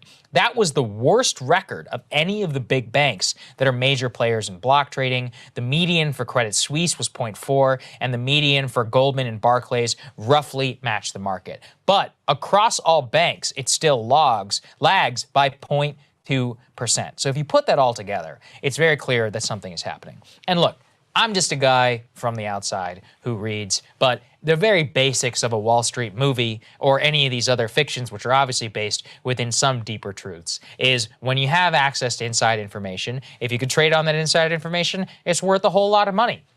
One of the best books I've ever read is Den of Thieves by, I think it's James Stewart, about the 1980s, Michael Milken, inside trading and all that. And this stuff was truly crazy. They'd be like, oh, I heard so-and-so is about to do this. They had these guys called ARBs who would arbitrage on different trades and would trade on inside information. They're making millions of dollars. Guys who were in the investment banking side giving tip-offs to the sell side of what exactly was happening, research side and sell side. Truly, look, a lot has obviously changed since 1987, but I think that that's baked into the culture of Wall Street. And that's something that it's obviously happening. It's obviously happening. The only question is how. Yeah, you've seen this so many times. So, this is just how things go in Wall Street and amongst the financial elite. You guys, they have access to information. They utilize that access. And, I will be stunned if anything actually comes of this investigation because they are often kind of inundated from any sort of accountability in that regard. But it certainly seems like a trend was found there by the Wall Street Journal that is pretty hard to refute. And as Crystal mentioned, this is cheating, even if it's cheating against another financial mogul or giant, right? Like it's cheating either way, and it's especially egregious if it is affecting everyday people's retirements and pension funds. That's particularly egregious. But in either case, it's insider trading, and we have two tiers to our legal system here, you guys. If you commit these kinds of white collar crimes, you typically get away with it, and you have the resources to get away with it and hire the high power attorneys and all that kind of shit. So surprisingly good journalism there from the Wall Street Journal, and some actual investigative journalism holding the powerful accountable. Kind of rare from that outlet, in my opinion. We have a story here that is quite concerning about the climate. This is, a trend on this show that anytime we are covering the climate, it's bad things. This is in Common Dreams. UN Weather Agency sounds alarm on extreme weather events. Extreme events in Antarctica. Among the events sparking concern was freakish warming at Earth's South Pole, including a mind-blowing above-average reading at a research station. This is by Andrea Germanos. Scientists with the United Nations Weather Agency on Friday expressed fresh concern over the climate crisis following recent extreme events in Antarctica, an area they say should not be taken for granted. The remarks from climate experts with the World Meteorological Organization delivered just ahead of a key report from the Intergovernmental Panel on Climate Change follow last month's collapse of East Antarctica's Conger ice shelf, record warm temperatures, and rare rainfall. Quote, Antarctica has often been referred to as a sleeping giant, said Mike Sparrow, head of the WMO co-sponsored World Climate Research Program, in a statement noting it's the coldest, windiest, and driest continent and often thought of as being relatively stable. However, he continued, recent temperature extremes and ice shelf collapses have reminded us that we shouldn't take Antarctica for granted. The Antarctic ice shelf hold almost 60 meters of potential sea level rise. Understanding and properly monitoring the continent is therefore crucial for society's future well-being, said Sparrow. I show a tweet here from NASA. The shelf's disintegration in March 2022 has reshaped a landscape where coastal glacial ice was once thought to be stable. Catherine Walker, an Earth and planetary scientist at the Woods Hole Oceanographic Institute and NASA, made a similar point about East Antarctica. Quote, all of the previous collapses have taken place in West Antarctica, not East Antarctica, which until recently has been thought of as relatively stable, Walker said to NASA's Earth Observatory.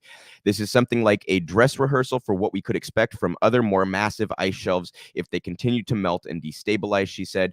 Then we'll really be past the turnaround point in terms of slowing sea level rise.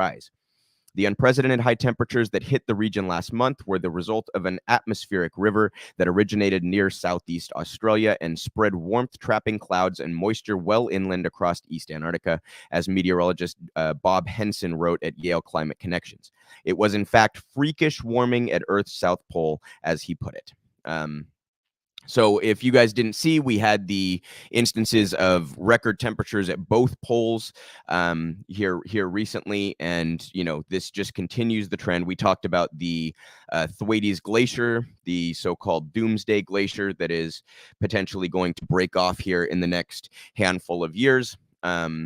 Just every time I'm covering climate, it's worse than we thought, it seems like, or it's as bad as the worst case scenarios, and it's David Sirota's Don't Look Up, rather, garnered some attention for this, but I think it's a very apt analogy. It's incredible to me that we refuse to respond to such an existential crisis. And, even after this movie got all this attention, it seems like the media doesn't pick it up. They don't spend time talking about it.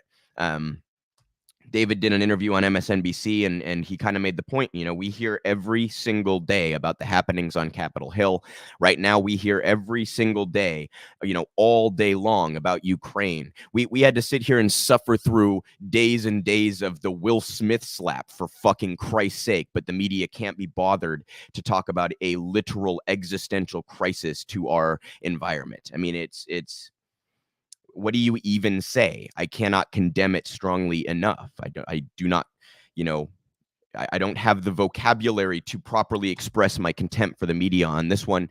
And even after a movie that gets nominated for Oscars tries to point out the media's inaction and misconduct here, they don't seem to pick it up at all. I do want to shout out Common Dreams because they have pretty consistently covered this stuff. But on the by and large, you do not see major media outlets talking about this nearly enough, or independent outlets, quite frankly.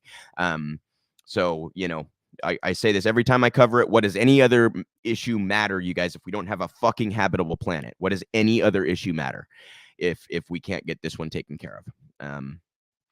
So I remain hopeful, but not naive enough to be optimistic about the future of our climate and how quickly this potential collapse of our environment could take place. I encourage everybody to take it seriously and fight for an economic system that does not continue this, on this path towards a tragedy for humanity.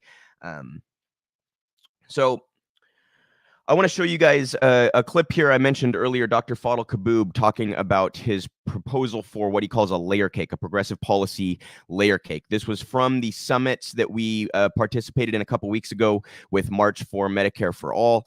And it's Fadl kind of explaining the 3 layers to his cake. I think this kind of an approach to progressive policy and is just a really important thing to understand, how all of these policies kind of work together and complement each other, and how we won't really have succeeded until we have at least all of these policies in place. So this again, Dr. Fadl Kaboub on his layer cake.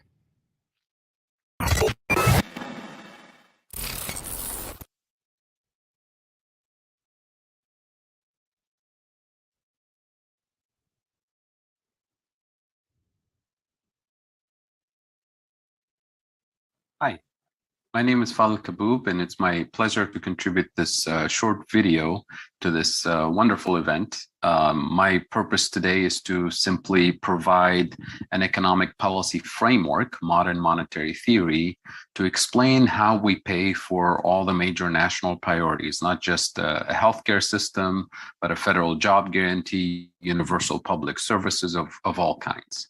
And the key message that I want to deliver here is that this is something that the federal government can do, and this is something that states, municipalities, local government offices cannot finance. They can logistically organize the delivery of these services, but they can't have the finances necessary, but the federal government does. So what is MMT? How do we pay for all of these national priorities?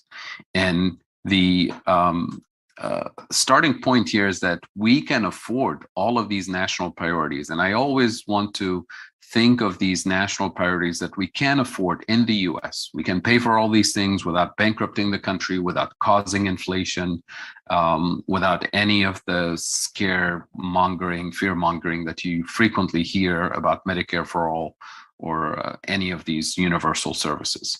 So the first thing we need to deliver is universal public services, green infrastructure, Medicare for all, housing for all, education for all, childcare. All of these things, we can afford them without causing inflation, without bankrupting the country. Number 2, this is the second layer of public policy, a federal job guarantee with decent wages and benefits for anybody who's ready, willing, and able to work. So this is for people who actually want to work and can't find decent employment in the private sector. The third layer of this public policy system is a generous income support system for people who can't work or shouldn't work for health reasons and other reasons. So think of it as a 3-layered cake with universal services that are provided for everyone. The second layer is job guarantee for people who want to work and can't find anything else in the private sector with decent wages and benefits. And the third layer, kind of the safety net for anybody who can't work or shouldn't work, a generous income support so that nobody's left behind. So the big question is, how do we pay for it? The MMT framework is what I'm offering here for us to consider. MMT highlights the concept of monetary sovereignty, and the sovereign in the US is the federal government, not states, not municipalities. And MMT tells us that there's a spectrum of monetary sovereignty. The US is one of the countries that enjoys one of the highest degrees of monetary sovereignty in the world, like Japan, like the UK, Australia, Canada, and so on. So today I'm not going to focus on developing countries or countries that have very limited monetary sovereignty. The key features of monetary sovereignty, or a high degree of monetary sovereignty, we're talking about a federal government that issues its own currency, the dollar, taxes the public in the same national currency, the US dollar. It's the federal government that never issues debt denominated in foreign currencies. So all the national debt is denominated in US dollars and US dollars alone. And number 4, the federal government doesn't fix the value of the dollar to gold or silver or any other foreign currency. So we have a floating exchange rate system, and that flexibility is very important. So we do enjoy one of the highest degrees of monetary sovereignty. Now, does that mean we have unlimited spending capacity? We should print money left and right and spend on anything? Absolutely not. And I'll give you the constraints here in a minute. So the question is, how do we pay for these national priorities without causing inflation and so on? The ultimate constraint is inflation. So the mainstream perspective tells us that we should tax somebody or borrow from somebody in order to pay for these national programs.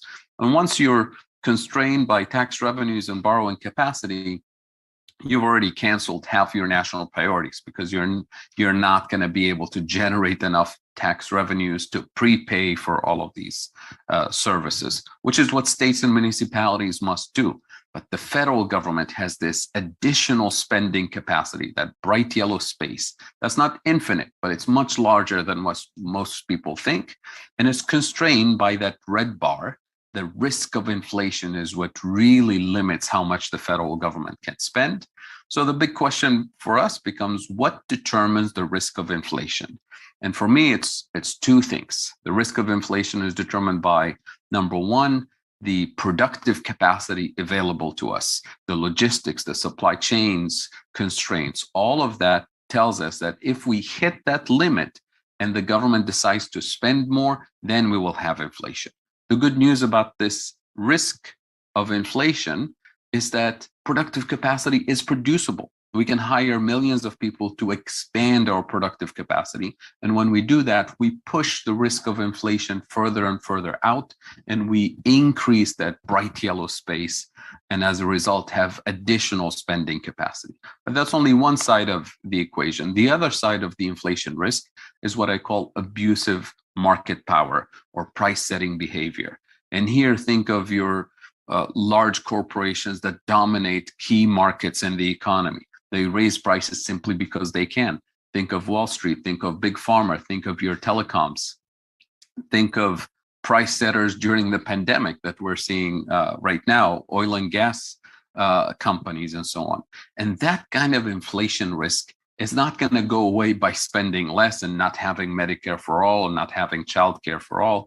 That risk of inflation can only be tamed and eliminated when we tax and regulate their market power out of existence. In other words, we democratize those markets, we make them more competitive, and universal healthcare is one of the key features of democratizing the healthcare system and taming and eliminating the abusive market power of pharmaceuticals and the healthcare industry in general.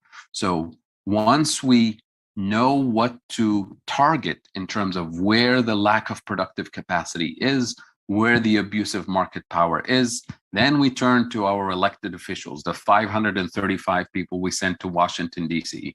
Their job is to spend strategically to expand productive capacity and to tax and regulate abusive market power out of existence. And now this becomes a question of democracy. Do we have a government of the people, by the people, for the people? Or do we have 535 elected officials in DC brought to you by super PACs, working for super PACs for the benefits of the price setters and the companies that dominate the system? And that's why this question of affording all of these national priorities is a question about inflation, and inflation is fundamentally a question about our productive capacity and corruption in the system.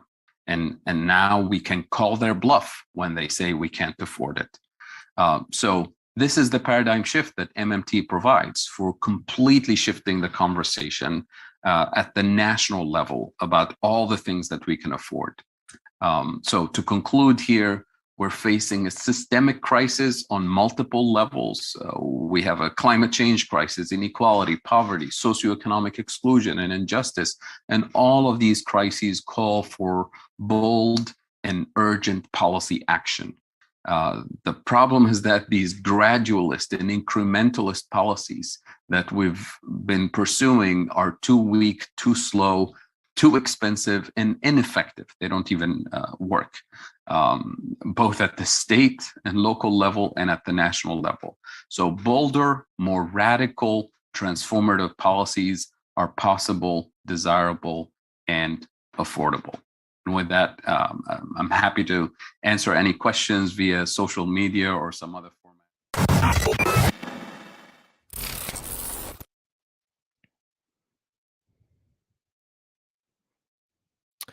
Fadl is absolutely wonderful. If you guys haven't seen him on our platforms before, he is a regular guest on Steve's Macro and Cheese podcast, which you can catch on Saturdays. And he's collaborated with us for RP Lives and things like that in the past. Fadl is fantastic at simplifying complex things, and I encourage you all to follow him as well.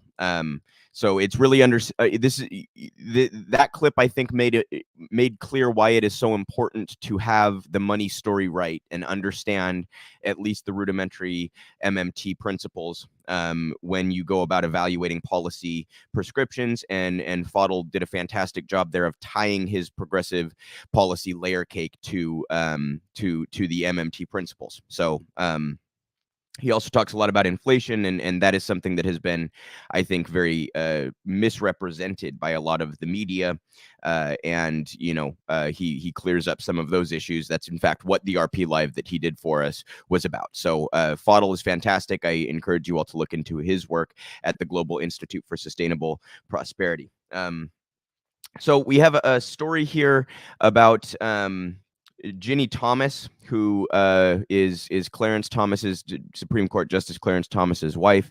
I'm sure a number of you have followed this, that she was caught texting Mark Meadows about keeping Trump in power. This is in Rolling Stone. Ginny Thomas pushed Trump to hire someone the White House suspected was a foreign spy. The wife of Supreme Court Justice Clarence Thomas gave the former president insane and unworkable lists of people he should fire and hire, according to a new report from the Daily Beast. The reason I actually want to cover this for a couple reasons. First of all, I want to go back to Thomas's initial confirmation. We're going to talk about that in a minute, but I also just want to kind of make clear how the elites, I think, are quite connected and in touch with each other in ways that we don't always realize. This is a Supreme Court justice texting with a chief of staff of the president. That kind of connection, I think, kind of undercuts the supposed checks and balances there between the institutions. Ginny Thomas regularly met with Donald Trump while he was president, often providing him lists of people whom he should fire and hire, one of which the White House suspected of being a foreign spy. The latest turn in the mega unmasking of Supreme Court Justice Clarence Thomas's wife, who we learned last week, sent a series of text messages pressuring Chief of Staff Mark Meadows to work to overturn the 2020 election, comes by way of a Daily Beast report published Friday. The meetings between Trump and Thomas didn't exactly leave the former president in a good mood, according to the Daily Beast. Quote, "We all knew that within minutes after Ginny left her meeting with the president, he would start yelling about firing people for being disloyal," a former senior Trump administration official told the outlet. "When Ginny Thomas showed up, you knew your day was wrecked." Thomas's hiring memos were not taken seriously by Trump aides, according to the Beast. Quote, "They were so often filled with infamous bigots and conspiracy theorists, woefully underqualified names, and obvious close friends of Thomas that several senior Trump aides would laugh at them. That is until Trump would force his staff to put certain names through the official vetting process," three sources familiar with the matter said. It was during this process that one of the names was disqualified for being a potential foreign intelligence asset. It's unclear who this person was. "These fucking lists were so insane and unworkable," one former administration official summarized. "A lot of them were dripping with paranoia and read like they were written by a disturbed person." Thomas was pushing disturbed ideas in her text to Meadows, too. She floated QAnon conspiracy theories, like how those who had perpetrated massive voting fraud, of which there was none, of course, would be sent to Guantanamo Bay. Quote, "Biden crime family and ballot fraud co-conspirators, elected officials, bureaucrats, social media censorship mongers, fake stream media reporters, etc., are being arrested and detained for ballot fraud right now and over coming days, and will be living in barges off Gitmo to face military tribunals for sedition," she wrote on November 5th, 2 days after the election. The same day, she sent Meadows a link to a YouTube video labeled "Trump Sting" with CIA Director Steve I don't even know how to pronounce that. You guys can read it. The biggest election story in history, QFS blockchain. The video is no longer available, but we do know that former CIA director, a former State Department official, lied about the 2012 Sandy Hook school shootings, claiming it was a false flag operation. So he's clearly not a rational person. So again, you guys, the reason I find this relevant is because I think it reveals the kinds of connections and communications that go on between various institutions that are supposed to check and balance each other, and how the political elite in DC collaborate and communicate with each other.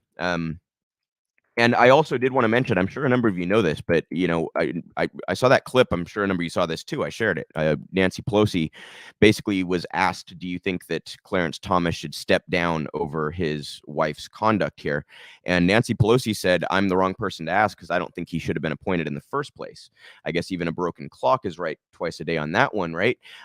But it kind of brought forth how Clarence Thomas was confirmed to start with. I'm sure a number of you are aware of the Anita Hill situation. She claimed that Thomas had sexually assaulted her, and was questioned by the committee in the Senate that Joe Biden oversaw, the Judicial Committee in the Senate.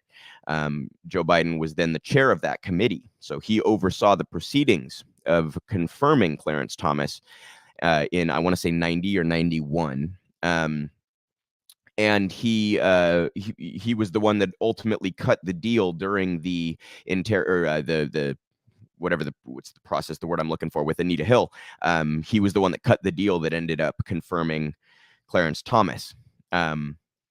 So it's just, it seems like for any bad thing that happens, Joe Biden had his hand in creating it. We just talked about the student debt situation. Biden has done a couple of very small cancellations for like groups where banks committed out and out fraud. It's really about it. It's not even percentages of the total problem. And he also very famously in the mid 2000s was one of the leading proponents of, separating bankruptcy proceedings from student debt, making it impossible to discharge your debt through student bankruptcy, making it impossible to discharge your student debt through bankruptcy court or bankruptcy proceedings. So Biden here a significant part of the problem in another way, where he has participated in the conservative overtaking of the federal judiciary, including the Supreme Court, and his role in questioning Anita Hill was also quite disgusting. If you go back, you can actually read the questions that Biden and his colleagues decided to ask of Anita Hill after she claimed that Clarence Thomas had assaulted her. So Ginny Thomas also, for the record, adamantly defended her husband when asked about all of that. So, another stain on her character, I suppose you could say. So anyhow, I will close that story out there, but I wanted to kind of bring the connections, the DC connections, the political elite and how they behave to the audience through that story. We are going to do our weekly labor update, you guys. I know we talked earlier about Amazon, but I want to show you a couple other More Perfect Union clips here. The first one is about Chevron workers who are on strike. So this is More Perfect Union. Once again, at More Perfect US. Go follow them on Twitter, and More Perfect Union is their channel on YouTube. Fantastic work. They look at us as bodies, and they don't respect us as people, and they don't value our skills that we've built up over time. You're unable to do the things that you want to do with your family. You make these sacrifices to take care of your family and come work at Chevron. And when you add into that understaffing and forced overtime and standby periods, your life basically begins to revolve around being in here or waiting to get called to be in here. And your home life suffers. They didn't want to hear us. They dismissed our health and safety concerns within the proposals, some of the protections in our contract, and that's what brings us out here.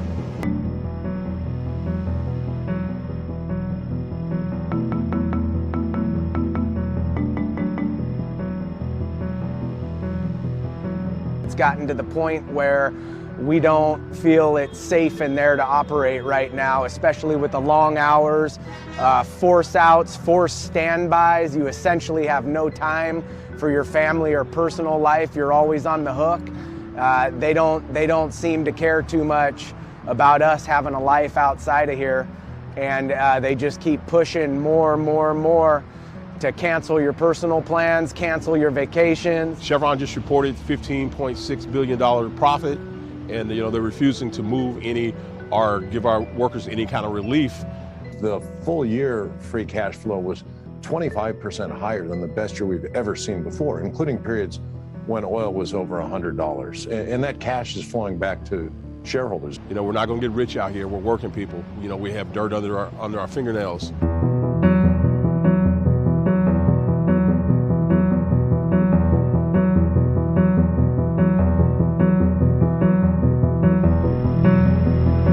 So having unskilled workers working these complex and dangerous processes is a danger to the environment and to the community. And that should be first and foremost before profits. The profits will always be there for corporations like this. They must resist the greed and give thought to the people and the community that they operate in. There's a lot of people in that refinery that are taking over jobs that have never stepped foot in that plant. They don't know the process. And with the workers who are skilled and who are trained in safety, we can ensure these protections are there. But with the people who are inside the gate now, not because of negligence, it's just they don't know what they're doing.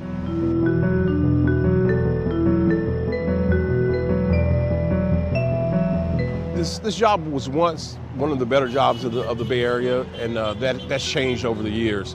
There are worse jobs, but we're trying to hold on to the gains that we've had in the past. Healthcare wasn't at the level it was, and also it wasn't as expensive for blue collar people to live in the Bay Area. And we know that the company could give us some relief. Their upper management, their middle management, they're taken care of very well. But the people whose backs they're getting their profits off of, they're unwilling to move or to do anything compassionate toward those workers. We put our lives on the line daily to be out here in this dangerous environment and run it as professionals. And when they choose not to give us a fair contract, when they choose not to acknowledge the fact that health and safety is lacking in the refinery, when they choose to ignore safety work orders, when they won't give us a cost of living increase with record profits, when they won't give us health and safety concessions, when the units are in terrible disrepair, it just proves to me that they don't respect their oil workers.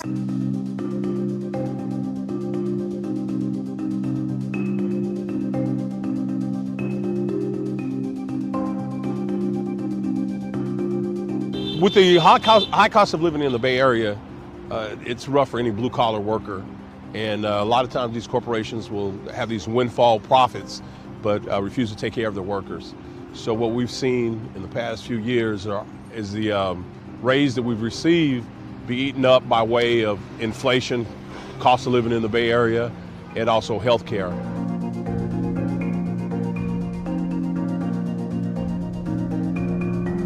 The grocery workers and the Starbucks workers and the people that are trying to unionize, the nurses, we definitely look up to them and they bring us strength. We all have the same struggle. We've always been fighters. We've always stood up for our rights, but we were inspired by watching the Starbucks workers stand up for their rights, to fight for 15 workers stand up for their rights, the Amazon workers. We watched the school teachers. We watched the Kaiser workers, the nurses stand up. And it spreads like that.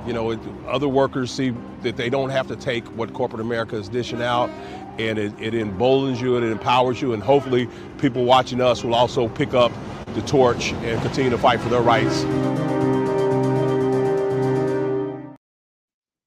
I love that last point that he made there. I was talking a little bit about that earlier during the Amazon segment, that something like this win can really increase momentum in the right direction and can sort of embolden other workers in other regions and other industries to file for unionization and engage in organizing in similar ways. So full solidarity with the Chevron workers, you guys. I know with fossil fuel workers, we run into the controversy of, just a couple segments ago, I talked about climate change.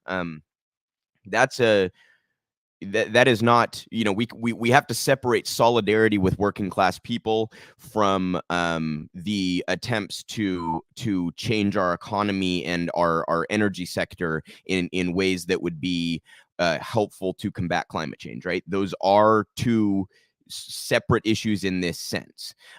If Chevron is going to continue producing fossil fuel products, the workers who are doing it should not be, treated so disgracefully. They should be treated with dignity and fairly compensated by Chevron while that remains the case. And I just want to tie it back into Fadl's layer cake, right? When we talk about disinvesting in things from fossil fuel giants and moving towards a sustainable energy grid and system, one of the things that is often cynically weaponized to oppose that kind of policy is the idea that, well, look at all the employees that the fossil fuel giants, give jobs to. Well, the federal jobs guarantee would help to solve a lot of that. So investing in other areas, investing in, using a federal job guarantee to implement a Green New Deal and actually work towards making our energy grid more sustainable. That kind of work would help to suck up some of those lost jobs, right? And fill the gap. So I just want to make sure everybody kind of understands why all of these things connect and complement each other and why they are all important. In those kinds of ways. So one more video here. This is about animators who work for Netflix and Disney and Cartoon Network. Once again, More Perfect Union, talking to these animators. Really encourage you guys to follow their work. Is a real script for a real half-hour-long animated TV show. This is a real script for a real half-hour-long live-action TV show. This one cost less than half the price of this one. Why is that? Because it's animated. Better schedule, put us first! Better schedule, put us first! Well, I'm here today because I want to advocate for a new deal for animation. We make these shows, we make these cartoons, we are the actors and the artists and the writers and the animators who bring these characters to life. Animation writers have the same exact skills as live action writers. There's literally no difference in what they have to do. They're writing characters, they're writing scenes, they're writing dialogue. It's exactly the same as television writers for the same amount of time, but they get paid a fraction of the cost. And we just don't get enough for what we do, and especially because during the pandemic, we were carrying the entertainment industry.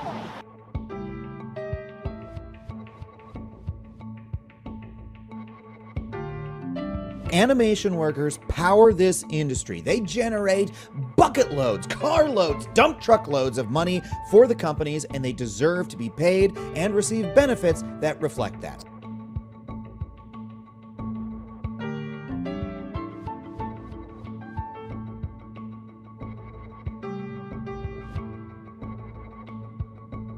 I worked on The Adventures of Kid Danger for Nickelodeon, and I've worked on other DreamWorks projects. I've worked on Trolls and Madagascar a Little Wild. I've been on the Patrick Star Show. I've been on Aquaman King of Atlantis. I've been on Cartoon Network shows like Close Enough and Mau Mau Heroes of Pure Heart and Tig and Seek. When you start working for a company like Disney or Nickelodeon or Cartoon Network, you feel like it's a dream come true. But as you keep working, and sacrificing your lives for these companies, you start realizing that, you might be taken advantage of in certain circumstances.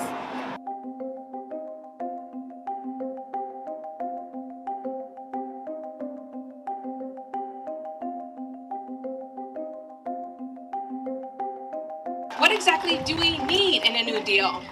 Well, I say, we need a new deal that treats people of different identities equally. We need a new deal that pays us equally for our work, regardless of what platform it airs on. We need a new deal that pays artists and writers working under unit rates equally to their full-time counterparts. We need a new deal that pays animation workers equally to our live-action counterparts.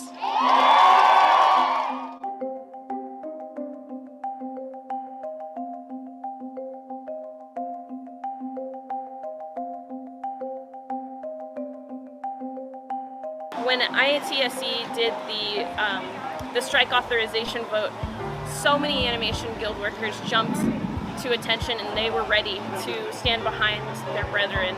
I feel very empowered by all this happening, other members coming to me, people who are new and would like to join or just joined talking to me. The coordination is very empowering. Our union is growing, and interest in unions in general and young people is growing exponentially. Like, we have so much more leverage, we have so much more power. It enables us to do more than we ever thought possible. I want to say, pay us what we're worth. You are one of the best in the industry, and you are getting the best in the industry. You should be paying them for making the mega hits that give you so much money.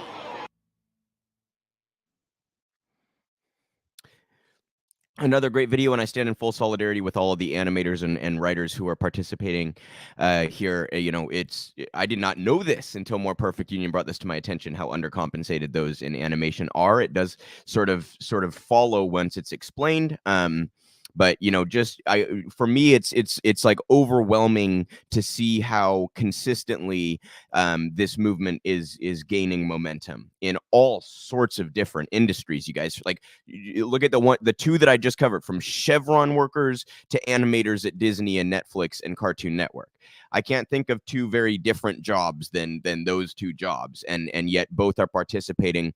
Those Chevron workers saying they're inspired by Starbucks and Amazon organizers and nurses organizing and Kaiser employees organizing and all this. It all snowballs and it all builds on itself. And I want to encourage everybody once again to participate in labor organizing wherever you can. Support striking workers and unionizing workers and anyone who's engaging in an action against management and ownership for better treatment and better compensation. I just encourage you to support it across the board, you guys. It's one of the few avenues by which I think we can sincerely change, like structurally change the way that our society operates, at least take steps in the right direction to do so. So I really encourage everybody to participate in labor organizing wherever you can and support workers wherever you can. I have a story here in The Intercept. I'm sure a number of you saw this. Again, I haven't been on the air in weeks, so I felt, sorry about that. Here we go. Felt the need to talk a little bit about Madison Albright's death. The best tweet I saw about it, I wish I could cite who it was or give credit to who it was, but someone said the tragic part of this is that she didn't die at The Hague, where she belonged to, for most of her life. Albright was an absolutely horrible character, and this goes into some of the details here. It's John Schwarz who wrote this. R.I.P. Madeleine Albright and her awful, awful career.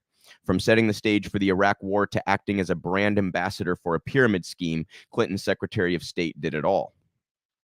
Today, Madeleine Albright is remembered by few outside the U.S. elite, but Albright, who died Wednesday at the age of 84, was a leading figure in a liberal internationalism, a foreign policy school associated with President Woodrow Wilson and his dream of making the world safe for democracy. She played a central role in America's foreign policy in the 1990s, first as a UN ambassador and then as Secretary of State under President Bill Clinton. That period of history and its consequences for the war on terror can't be understood without understanding her actions. Before we carry on, guys, I just want to quickly note the use of that term democracy here. You'll notice that this is how we frame our imperialism, is that we are spreading democracy. What it's really actually about is seizing and monopolizing markets all over the world. It's the West and the IMF essentially monopolizing a market that they don't currently have as much access to as they would like, and we disguise that as spreading democracy. So I just want to make sure everybody understands how dubious some of that language can be and to look out for that terminology. It's a particularly nefarious form of propaganda, if you ask me. Carrying on here. In particular, Albright spearheaded Clinton's disastrous stance toward Iraq. Albright's approach was both vicious in its own right and helped lay the foundation for the 2003 Iraq War. For those that haven't seen the clip, she was once asked about how it was estimated that 500,000 Iraqi children starved because of her sanctions, or the sanctions she supported, and she said she thought it was worth it. That tells you pretty much all you need to know about her as a person. It was in her role as UN ambassador in 1996 that Albright uttered that, yeah, here we go, the most infamous words of her career in an appearance on 60 Minutes. The show's correspondent, Leslie Stahl, asked Albright about the effect the UN sanctions were having on Iraqi society, saying, "We have heard that 500,000 children have died.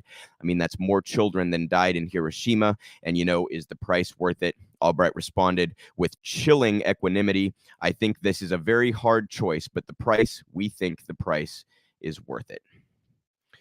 Out of context, this looks horrendous. In historical context, it's more complicated, yet just as bad. After Iraq's invasion of Kuwait in August 1990, the UN instituted a punishing sanctions regime on the country.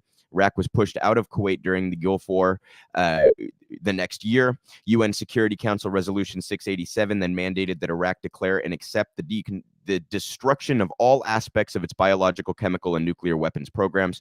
Once it did, the resolution stated that sanctions shall have no further force or effect. A small UN survey in 1995 found a giant spike in the mortality rate of young Iraqi children following the Gulf War, one that implied over 500,000 extra deaths. It was this to which Stahl was certainly referring. A 1999 UNICEF report found similar results. These shocking numbers were widely publicized, not least by the Iraqi government. However, a 2017 article in the prestigious medical journal, the BMJ, makes a strong case based on multiple surveys conducted after the US-led 2003 invasion of Iraq that the 1990 spike in child mortality rates did not actually occur. The article calls these claims a spectacular lie based on the assumption that they involved conscious deceit on the part of Iraqi staff who participated in the 1990 survey. Thus, the premise of Stahl's question was inaccurate, though Stahl would have had no way of knowing that.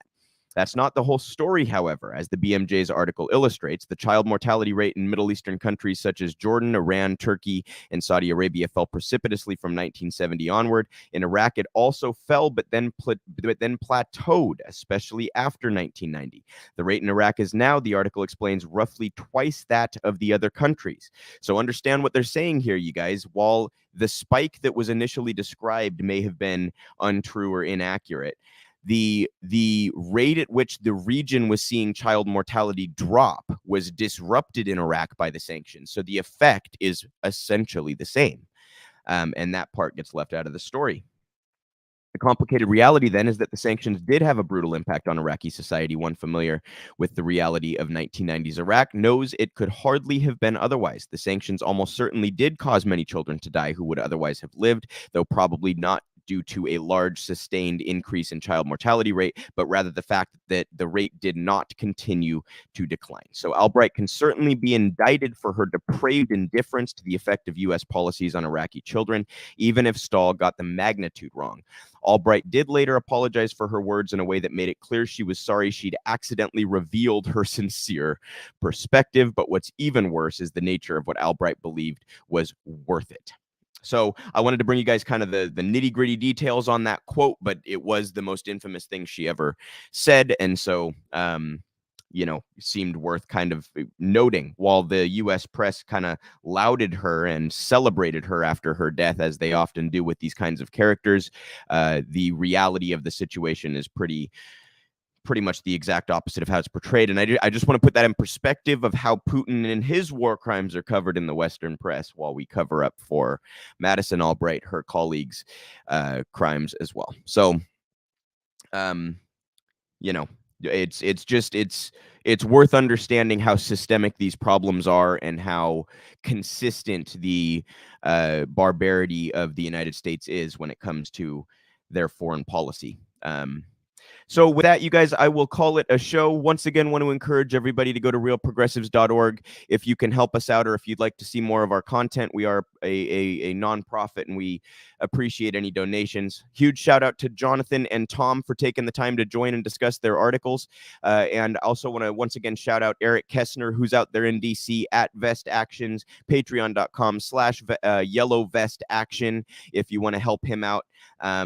And make sure not to miss our founder and CEO Steve Grumbine's shows The Rogue Scholar on this same YouTube channel, Real Progress in Action. He also does the Macro and Cheese podcast on Saturdays. You can catch that one on the Real Progressives YouTube channel. Make sure you're subscribed to both channels, guys. Please like and subscribe. Please leave a comment. Please engage with the content and share it widely to help us combat the algorithms who, as you can imagine, do not like us so much. And with that, I hope everybody has a fantastic week.